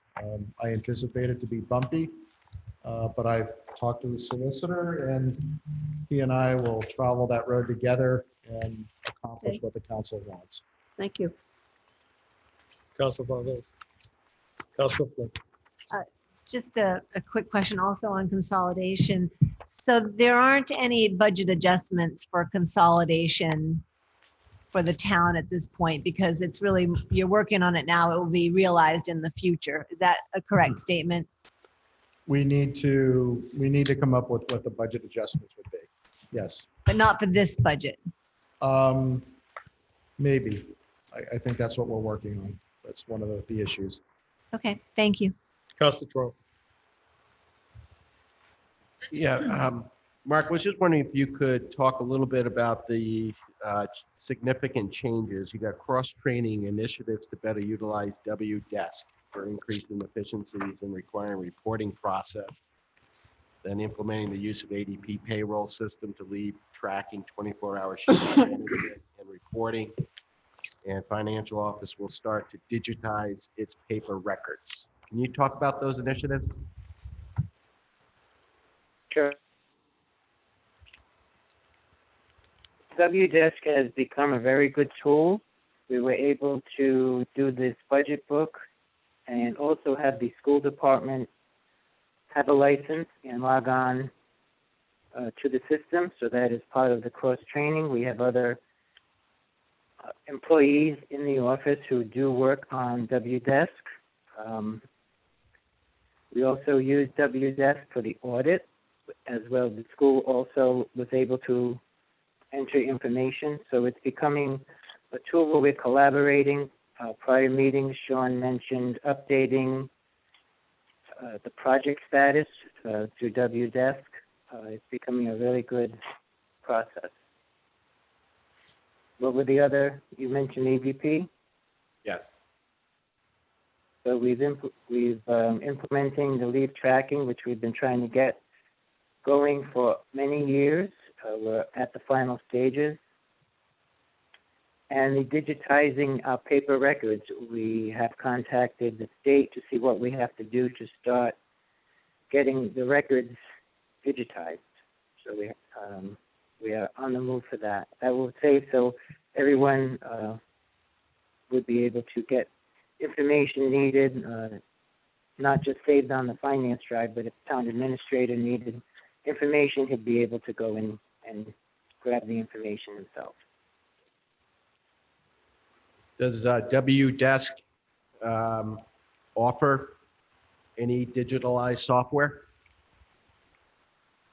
Not that I'm aware of. It's more of a processing for different documents, not a storage item for paperless records. Okay, because a lot of the paperwork or documents are probably documents that are being created through our system today. And whatever system we're committed to, you might want to see if they have a document management system that's integrated to that particular solution. I will check, but as of now, New World does not have that capability. But I will double check. Okay, thank you. Council Lombardi? Comment more than anything. I'm looking at some of the descriptions of services provided. And I know when we interviewed our new HR director back a few years, but more than a year or two ago, right? I don't know how long she's been on board, but one of the things was about utilizing the ADP payroll system to its maximum effectiveness. And it seems to me like she's either moving in that direction or she's utilizing it effectively. So I want to just say good job, because I know it's a system that had a lot of potential that we weren't maximizing it frontward. So just want to mention that as a positive note. Thank you. Vice President? Mark, how many employees in your department? Is 6? 6 finance, Including HR. including that includes HR. Okay. Yes. Yep. Okay. Thank you. You're welcome. Mark, thank you very much. I don't have any questions. I'll open it up to anybody else that has any additional ones. However, I'm going to make a comment. Mr. Brown, I think now that we don't have a finance director that has to wear 2 hats, maybe going forward in the future, we can segregate the finance department from the human resource department, budgetary wise.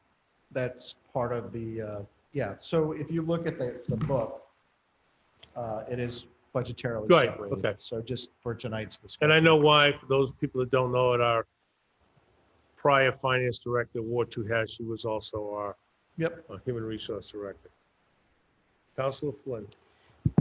Thank you, Mr. President. My question, Mark, is also on the document storage or, online digital documents. So is this something that our residents could also tap into to get their budget questions answered? Will it be accessible by the public? That'll be part of the plan in the end. I do not know the answer to that at this point. That is a goal, though, to have it available to the public. And I guess I'm not really a technological person, but I do a lot of research. And so the search engine on keyword needs to be top notch so people can find what they're looking for. Yeah. That would be my only comment. Any other council have any other additional questions for finance? Okay, seeing none. Mr. Brown. The next department is the tax assessor, page 139. Total expenditures, $405,000. It's an increase of $76,000 or 23%. 3 FTEs, compensation, we've gone through all of those. There are no capital items. This does include $64,000, which is cost related to the property revaluation. That funding comes from the reval fund, where we set aside each year to pay for the revaluation. And then within the department, so there's a lot of work going on with COVID. Basically, on a weekly basis, we are evaluating revenue to see where we are with collections from the current year compared to prior years, to see whether or not we're tracking where we want to be. Also looking for weaknesses, not only in collections, but weaknesses within the assessment of property throughout the town. One of the things that we have to look at this year from a budgetary standpoint is we canceled the tax sale in fiscal year 2020. The question is whether or not we'll conduct 1 or 2 tax sales in fiscal year 2021. There's two schools of thought there. We had thought about doing one in the fall to try to catch people before they fall too far behind. If we do that, then we'd have the expense of having 2 tax sales. We could forego that one and do a tax sale at the end of the year. And I guess my only concern there is that if we wait too long, then the balances that are outstanding become larger, become a bigger hurdle for people to address. So that's an activity and expense that we're looking at. The second item, and this is related to what's going on throughout the state, but it's unlikely that the state will have figured out what or how the motor vehicle phase-out program will work. So what we're anticipating right now is that the bill for personal property and real estate taxes, those would go out in the August timeframe when the bills are normally mailed. But we would actually hold off mailing the motor vehicle bills until September, October, probably in the October timeframe, because at that point we'll know from the state what the exemption amount is. If we were to send out the bills too early and we didn't have, if we didn't have enough of an exemption, how would this work? If our exemption's too high, then we'd have to send out a supplemental bill. If it's too low, then we'd have to rebate the money. So we're better off waiting to mail that motor vehicle bill until the fall. So what would happen is in December, when the second quarter collections are due, you would collect the first and second quarter. And then when we get to the third and fourth quarters, those would be collected on a normal schedule. So that's the assessor's department. George, are you online? Yes, I'm here. Okay, take it away. One other thing, as Sean mentioned, we're on the reval this year. And we're watching values right now. We're not really going to know where we stand on that until the second quarter this year, which would be the October to December timeframe, and what would be our third quarter of next year. So right now, my interviews with both commercial and residential brokers are that, hey, things are still good, but we're not making any promises for the end of the year. So that's the big thing that worries me in the assessing department. And obviously, on the other side of that would be the collections. Right now, the collections are very strong given the environment that we're operating under. But there's always the concern out there that it won't be as strong in the middle of the next fiscal year. Other than that, the reval people are out right now. You'll see their cars. Vision is doing the reval this year. And it's just a statistical revaluation as opposed to a full reval from the last time. If you have any questions, I'd be happy to answer them. Councilor Santos? One quick question. Whoever wants to answer it. On the tax sales, I know it's kind of early, George or Sean. The tax sales, would they be listed by who they are regarding seniors versus others? We wouldn't list them by that kind of classification, if that's what you mean. Yeah, you always gave me the information regarding. Correct. The information goes up to Rhode Island Housing and then to the Department of Elderly Affairs. So there's 2 layers there to look out for the most vulnerable in this scenario.